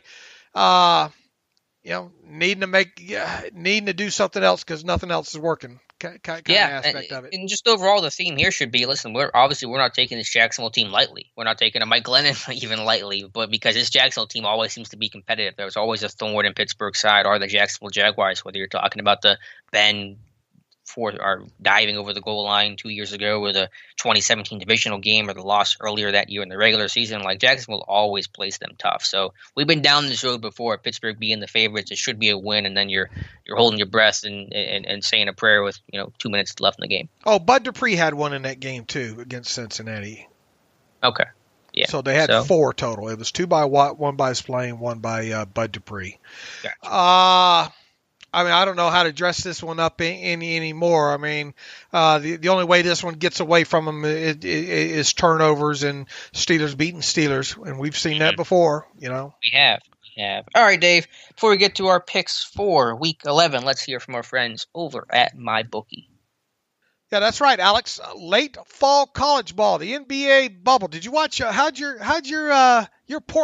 a Portland? No, you're Portland? Phoenix. Phoenix, aren't you? Phoenix Suns. Phoenix Suns. How did their draft go? I didn't even what's know that his was happening. I know. It snuck up quick. They took, I think, Jaden Smith out of Maryland, which seemed like a reach, but they took Cam Johnson last year, which seemed like a reach, and that worked out. So we trust in James Jones, their GM over there. Okay. Late fall college ball, the NBA bubble, and UFC Fight Island. It's clear 2020 has been a year unlike any other, which is why you need a sports book with offers unlike any other. Get some skin in the game with MyBookie, where odds boost, lightning deals, and free bets await all season long. And with Turkey Day now right around the corner, there really is no better time to feast on some NFL action. Whether you're a first-time customer or have been playing with MyBookie for years, there is no shortage of value to be found in the thousands of game lines, unique prop bets, and contests that they offer every week. Sign up and get reloaded today. Find an edge, make your bet, and get paid. They also boast a fully fledged casino platform giving you access to all the classic table, slot, and card games you'd expect to find at your local spot. And the best part is, at MyBookie, the doors never close, so you can continue to build your bankroll even after the stadium lights have gone out. Make the right play today and sign up today with MyBookie. And then when you do, use promo code TERRIBLE. That's promo code TERRIBLE to get your deposit matched halfway all the way up to $1,000. The terms are simple. You put in $200, they'll match you up with another $100 in your account. If you're already planning to bet this season, this is free betting money for you to have. It's winning season at MyBookie, so come join in on the fun and win some cash while you're at it. All right, Dave, let's talk about our Week 11 NFL picks. And you won last night, as you always seem to do on Thursday Night Football. I was a winner. I had the Seahawks minus I think it was 3 points last night there. I felt really good about that one. Seattle played a little bit better in that game against a decent Cardinals game. That was an entertaining game to watch, I thought, top to bottom there. I came away with the W there. You were on the other side of that one with the Cardinals plus the points there. Moving forward, we have the Philadelphia Eagles at the Cleveland Browns. The Browns at home laying 3 points. So that's a tough one to start with here. I'll lean Cleveland and root for the Eagles as hard as I possibly can. I have the Eagles upsetting him here, and there is some stat that Cleveland has not beaten the Eagles in like the last 6 times, going back to I don't know, however long it's been a span since the Browns-Eagles series has gone on. It's been a while since Cleveland has won, and they're not going to have Myles Garrett in this game. I smell an upset here, Alex. True. Give me the Eagles plus the 3. Atlanta at the New Orleans Saints. Boy, the Saints losing Drew Brees for several weeks here. Ooh, this one's in New Orleans. The Saints favored by 3.5. What you got? Saints are playing who? I didn't catch that. Atlanta Falcons. Atlanta. Yeah, I think it is confirmed. Taysom Hill will start. Jameis Winston is not going to play in this one, or at least there's no intention to play Jameis Winston. So, curious decision there. Give me Atlanta with that offense is explosive enough. I'll take the Saints at home to cover that 3.5 just barely. New England Patriots at the Houston Texans. Patriots road favorites here. Houston plus 2.5 at home. Yeah, give me the Pats, the way that defense worked against Baltimore last week. I mean, Deshaun Watson's been playing out of his mind this year, but he just can't do it all on his own, and the Texans always seem to find ways to lose games. Boy, it sure would be nice if they had a receiver named Deshaun Watson or something. I mean, Nuke Hopkins over there, which they don't. I'm with you. Give me the Patriots on the road, lay the 2.5.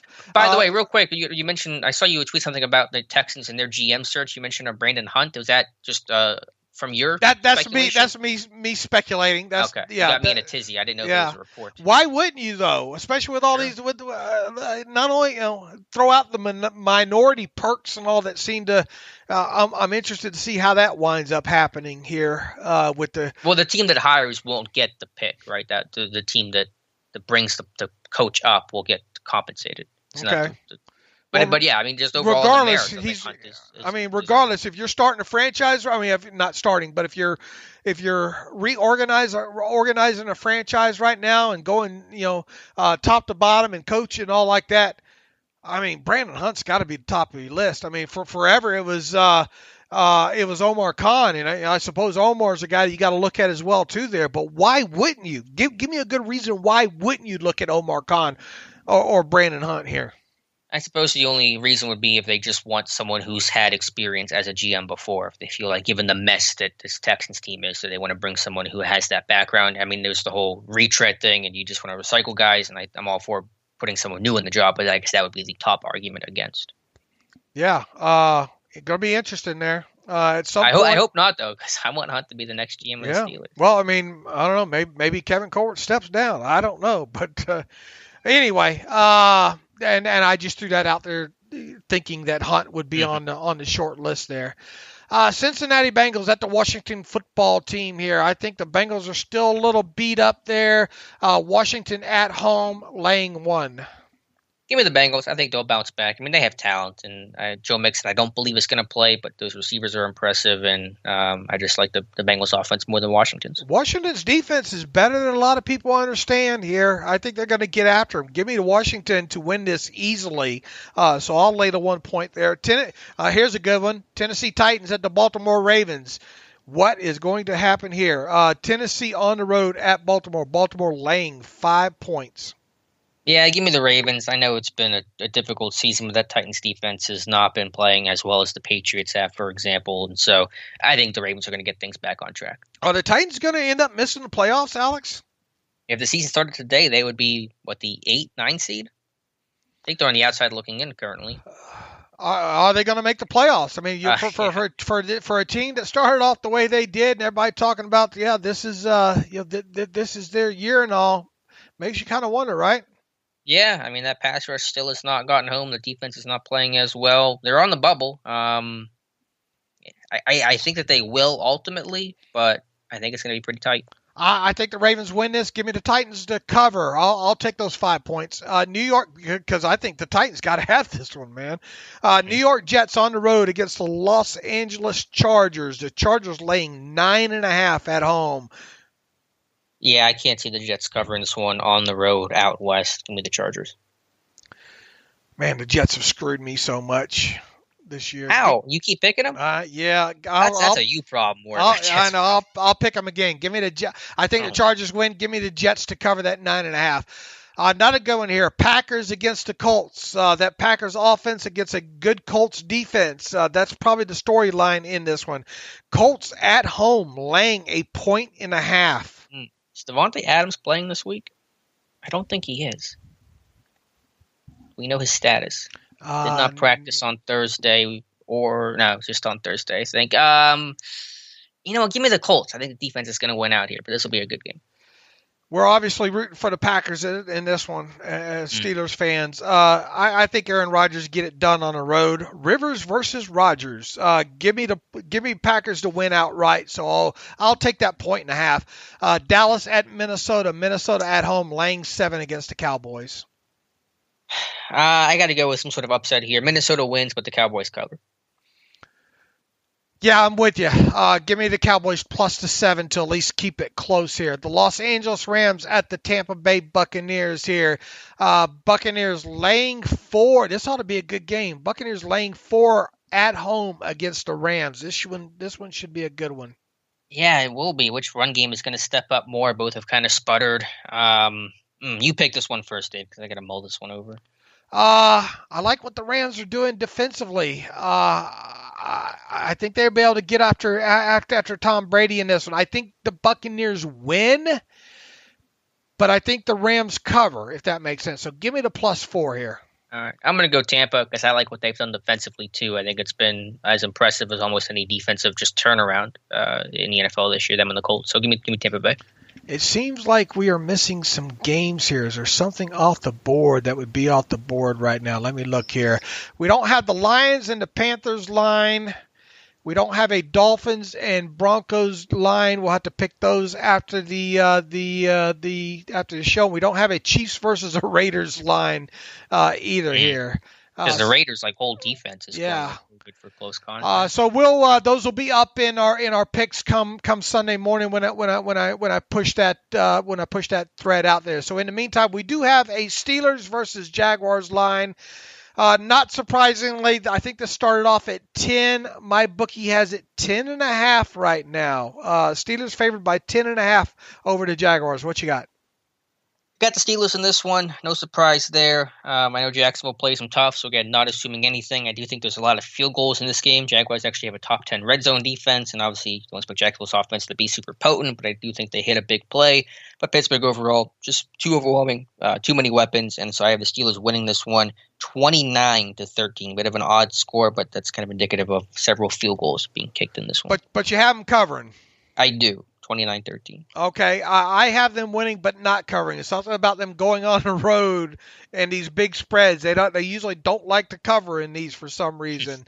I have this one 24-16 in this one, an 8-point game overall. This one ends up being closer than what we want. But I have the Steelers winning but not covering. So give me the Jaguars plus the points in this one. All right, so just 24. Any reason for the lower end? Because that Jacksonville defense, they're allowing 30 points per game this year.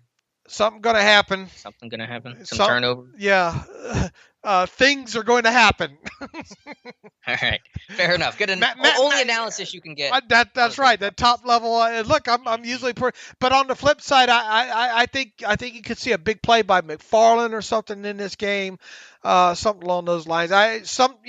Maybe they go for it on 4th down, deep down, and don't get it, and maybe cause a turnover that way. I just have them under 30 points for some reason in this game. Hopefully I'm wrong. I'd like to obviously see a blowout in this one, get somebody. I tell you, the ideal situation is mop this one up early in the third quarter so you can get these guys going on a short week with a little bit of rest there. That's obviously ideal. Yeah, with a turnaround against Baltimore, no less, on Thanksgiving. So that would be ideal. And then we want Baltimore, Tennessee to go overtime and right, play in a tie. But yeah, these games against Jacksonville have been close, so we don't want to assume anything in this one because we've assumed before, and these games typically are pretty competitive. Yeah, and I think overall, if you look historically, not that it means, at least in the games that Ben Roethlisberger has played against Jackson, Ben is 4. Here's something that'll cheer people up. Ben is 4-1 against the Jaguars in Jacksonville. He's 5-5, including the playoffs. He's 5-5 against Jacksonville overall, including playoffs. But in games in Jacksonville, Ben is 4-1. And last time I looked, that kryptonite cornerback, Rasheed Mathis, no longer. I was just going to ask, who is the biggest Jaguars killer of all time? It's got to be him. It's got to be him. David Garrard, Fred Taylor, Jimmy Smith, Keenan McCardle. There's a lot of Jaguars killers. To Telvin Smith over the years, Miles Jack. Like, there's a lot of those guys that are real thorns in their side. But Rashawn's got he's still the all-time leader in Roethlisberger interceptions, I think, as well. A couple of house calls off of those. Yeah. So Ben 4-1 against the Jaguars in Jacksonville. The Steelers' lone loss with Ben starting in Jacksonville happened in 2006, a 9-0 loss in that game. Ben for his career in Jacksonville, not great. Eight touchdowns, 6 interceptions, a career quarterback rating of 82.1. I don't know. Maybe he's got some aversion to the color teal or something. I don't know. Or maybe there's something about the city of Jacksonville and the air quality or something. I don't know. The most points they've scored in those 5 games was 26. And that's the only time the Steelers have scored more than 20 points in a game in those 5 games either. So that's another reason I have it going under 30 here as well. So I'm using a lot of trends and math and gut feeling in this one. All right. Well, either way, I hope both of our predictions are right. The Steelers win this one and can move on to 10-0. All right, Dave. Before we close out today's show, just real quick, you see Antoine Brooks with his nickname that Mike Tomlin's given him, Young Pup? Yeah, Young Pup. I wonder how many though have been nicknamed Young Pup by like, a pretty common one. I bring that up though because Terrell Edmonds, he lied to us, Dave. They do not call him old fashioned. That's a lie. Did you see that story? No. Yeah, this was a Jimmy Fallon. Fallon. I always say his name. Jimmy Fallon. I say that incorrectly. But anyway, that was a bit they did that you had to throw in some goofy line in an interview, and that was Terrell Edmonds old-fashioned. They do not call Edmonds old-fashioned. Oh, so that ended up being a spoof then. Yeah, it was a joke where they had like Travis Kelce and Edmonds and Gronk like have to just say absurd stuff, and they just aired the clip like last week. Okay, all right. Hopefully this is actually his nickname, Young Pup. I assume that it is. Did he know that he was going to get asked the question about? No, the goal was you just had to find a way to work the phrase into some answer. It was not like predetermined. You just had to like fit it into there, and Edmonds did. Man, Jimmy Fallon used to be. I don't watch that. I don't have time to watch that show now. But I always watch Saturday Night Live, or try to get. He was so good on Saturday Night Live, Mm-hmm. And what I have seen of him as a talk show host, not all that, Yeah. I don't find it. I do like. The thing I like about his show the much is where they get all the kid toys and they play the song with the kid toys. Yeah, I have seen that. I think that's entertaining, but the rest of the stuff that he does in there, I'm just not a big fan of his. Yeah, I'm not a big late night talk show just guy in general. See, I grew up where you lay up all night and watch Johnny Carson and all like that. Johnny was the man, mm-hmm. when it came to late night TV on and that. All right, shall we get to? What about Letterman? Were you a Letterman guy? Yeah, I loved Letterman. Stupid human tricks. He always would have great musical guests on there. All this man on the street kind of stuff. Letterman. I never missed Letterman. Never missed Carson growing up as a young adult. Conan O'Brien's good. He's my favorite of the late night talk show. I think his show's ending soon. I never got into him that much. Yeah. Anyway, let's get to some reader emails and close out today's show. Dave. All right, this one from Edward Carmichael. I don't know if he has 2 last names. Yeah. The media and the Steeler haters will never give any Steelers any respect. I know Mike Tomlin is a good coach. He's been long overdue. All right. That's it. That's the email. Oh, all right. I mean, yeah, point taken. I understand the frustration there for sure. Here's another one from Edward Carmichael. I feel it's unfair that the Steelers don't use Zach Gentry. He did play in a pro-style offense in college. That's a talent going to waste, and the Steelers offensive coordinator Randy Fichtner don't want to use Zach Gentry in the offense. Just trade him for a 2021 draft pick, for a high 2021 draft pick. It says high draft pick. High. That's the most pro-Gentry email ever. Whew. Like, wow. Yeah, I wonder if Edward Carmichael is related to Zach Gentry. Feels like it. Edward, that ain't happening, brother. Look, there's a few nice things pushing the football down the field with Jack Gentry, but that's about all we've seen. As soon as Vance is clear, Gentry's going back to the bench. As soon as Vance McDonald gets going again, we're probably not going to see Gentry much longer. Appreciate we're just having some fun with you, Edward. There, thanks for the email there. Thank you. Daniel Sarich writes in, hey guys, I've been noticing that some new names are getting the veteran days off lately, like Juju and Tuitt. Has Tomlin ever said why Cam doesn't get these days off? Having followed his career, I wouldn't be surprised if he was offered the days off, but wants the reps in practice. Thanks, Dan. It's probably a good guess, Dan. Yeah, it's a good guess. I saw Villanueva's getting more days off, and that's well deserved. I know Juju's been battling some injury, so some of that is like kind of injury, but also just like maintenance, I guess. With Cam, the guy, even at camp, like the dude just does not take many days off, and I think that's just the way that guy's wired, and he's durable as well overall. So I guess that's just kind of why he's out there practicing. Yeah, leadership, right? Maybe top leader. Maybe that's the aspect of it. James Robinson, Jason Bodine writes in, Dear Dave, I'm usually on point with the ins and outs of the game itself as well as the off-season minutia. See, this minutia thing's catching on, Alex. I'm telling you, we are branding this. We're going to come up with some sort of trademark franchise, franchise or phrase out of all this, I think. That's why I love listening to the podcast, because I feel as if I'm just shooting to get with the boys. But I got to admit, I was stumped on Wednesday. We stumped somebody here with Wednesday when you mentioned Bugs having a split contract. Please explain the term so that I'm up to speed. Thanks, and I'll hang up and listen for the for the breakdown. Okay, let me best use the Google machine to help better quantify. Basically, a split contract is just what it says. It's a split NFL contract, and I will read it from one of my favorite sites, Front Office Football Split Contracts. When a player is not on a team's active or inactive list, the teams can reduce that player's salary due to his services being unavailable, i.e. on a team's injured reserve list.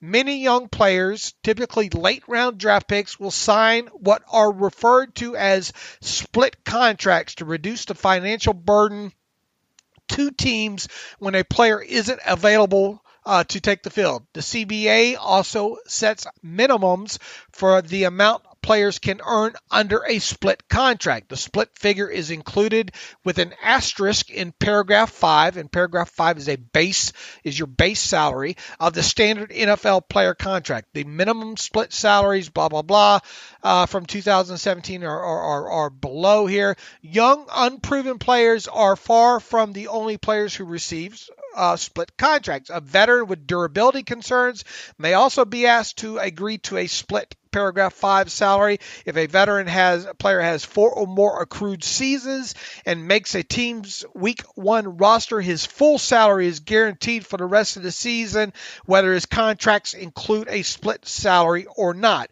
Any player signed during the season is not subject to this exception.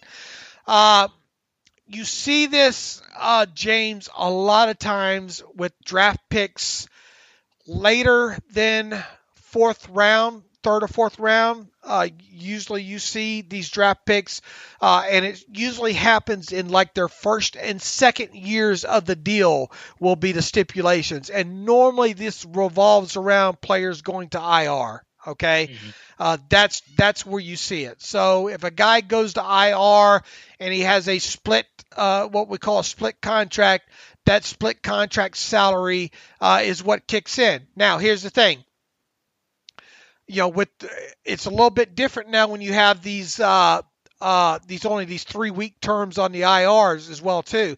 So the player would only get because salaries are broken down by 17 weeks in the NFL. Okay, so if a player was to go on IR and you have a split salary, well then the 1/17 of whatever that split salary amount would be that player's paycheck for however long he's on IR and on that split salary. So when you're looking at guys like Bugs and these guys, 4th, 5th, 6th, 7th round guys, those draft picks generally, and it depends contract to contract with these guys, have split salary contracts, which allows for the team to reduce their base salary, which by the way is usually a minimum amount anyway for guys that late, to be reduced should they go on IR. Okay, so when you get into the 4th rounders, there's a little bit of negotiation that goes on in there. And I think a lot of times when you get on these guys into their 3rd and 4th years,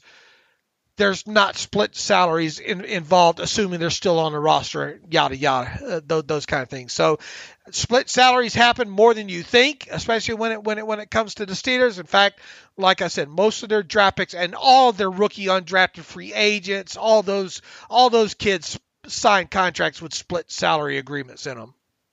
Good explanation. I didn't realize that those split salaries typically don't exist into the 3rd and 4th year of contracts. So that's good information. And I just think it's a good time to recognize, and you mentioned it, just how players get paid. It's 17 weeks a year, a game check each week, and that's about it, unless you have like roster bonuses or other mechanisms in your contract. But it's not like you're getting a paycheck every 2 weeks like a normal job, every 2 weeks of the year. So it's just interesting pay setup in the world of a football player. Yeah, when you look at these late round draft picks and you look at these undrafted free agents, when you look at the Robert Spillanes of the world right now, those guys are on minimum base salaries for their accrued seasons, and essentially they're week to week. I mean, they're week to week guys. They're not guaranteed to get that full amount there. So that comes with being a late round draft pick or being undrafted free agent kind of guy. Those guys got to earn their keep. The Jordan Dangerfields of the world.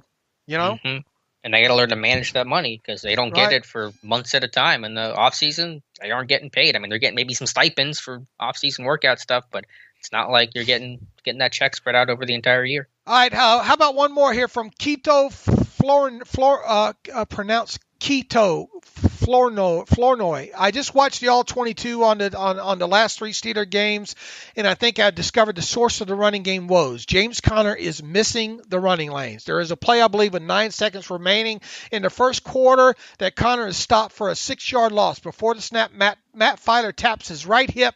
As a former running back myself, I know that means that the lineman has taken the defender in front of him and not flowing in the direction the play was intended. Conner is not looking at Filer and misses the signal. He runs past the running lane that Filer creates on his left side between he and 78 Al Villanueva. There are several other plays that seems to miss the lane as well too.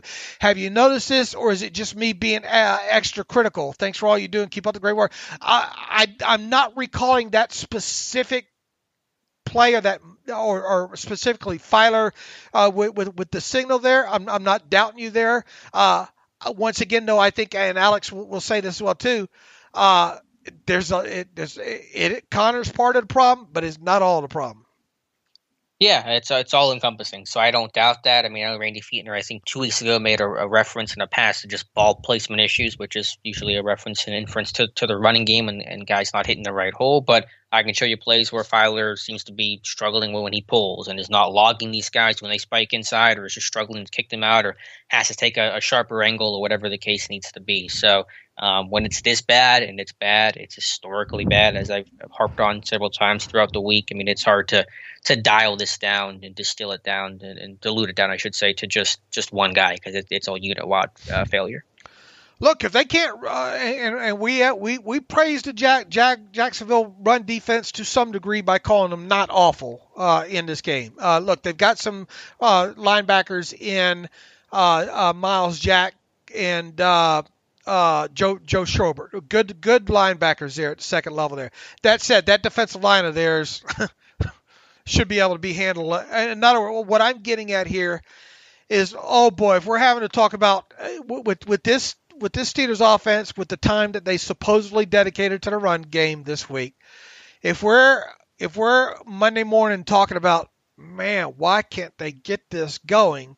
Then yeah, we have a big problem here, and we need to look at feature runner. We need to look at all aspects of it. Long story short, there should be a nice, successful. I'm not talking to look. You don't have to run for 150 yards in this game for it to be successful. Okay, sure. But you do have to have a 48% or better successful run rate in this game.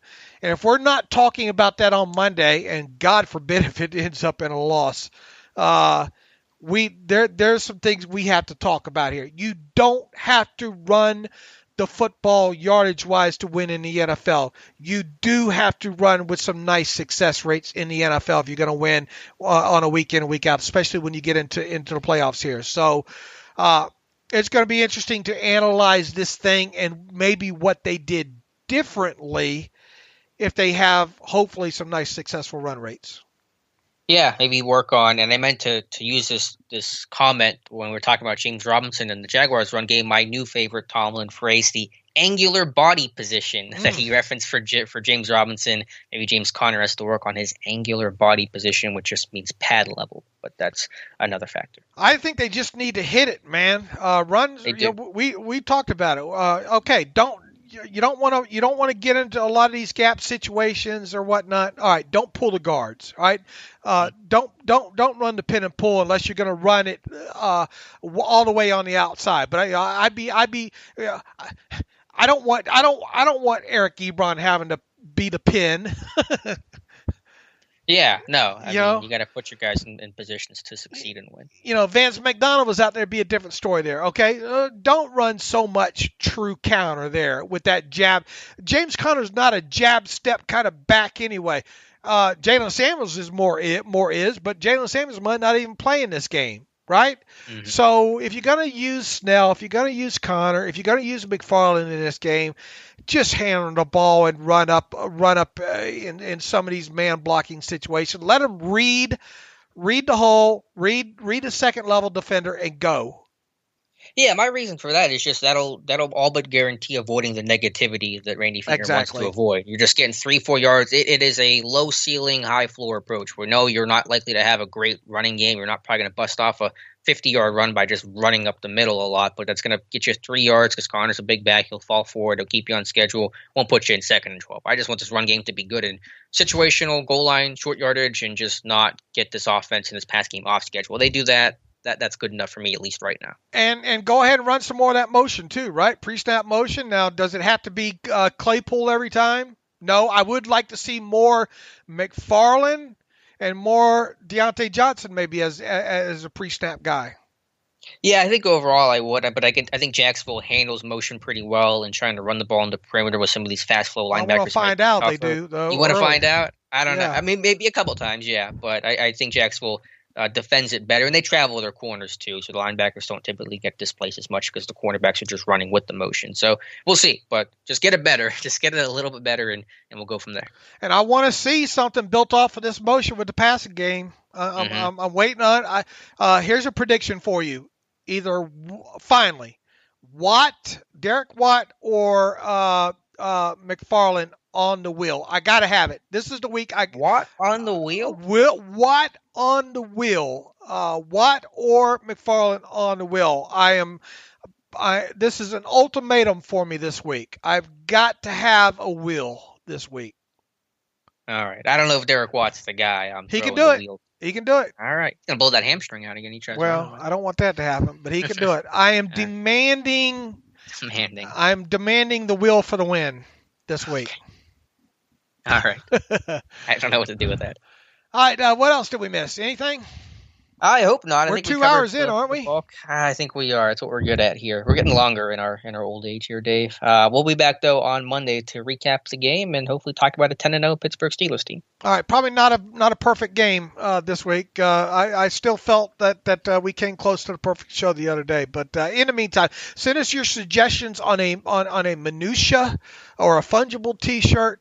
Give us a good catchphrase or something. Go on that. We want to do something for charity, especially around holiday time. I think that'd be fantastic there as well. Give us some ideas on that. TheTerriblePodcast@gmail.com.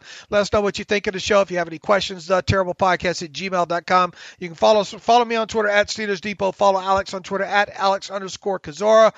Propstar, we got some great content these last couple weeks. Brad doing some amazing things with some advanced stats and all like that.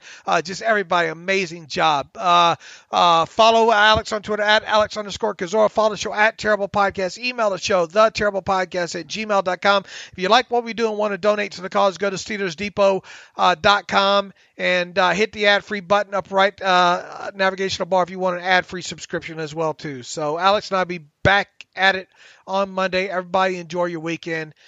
As always, thanks for listening to the Terrible Podcast with Dave and Alex.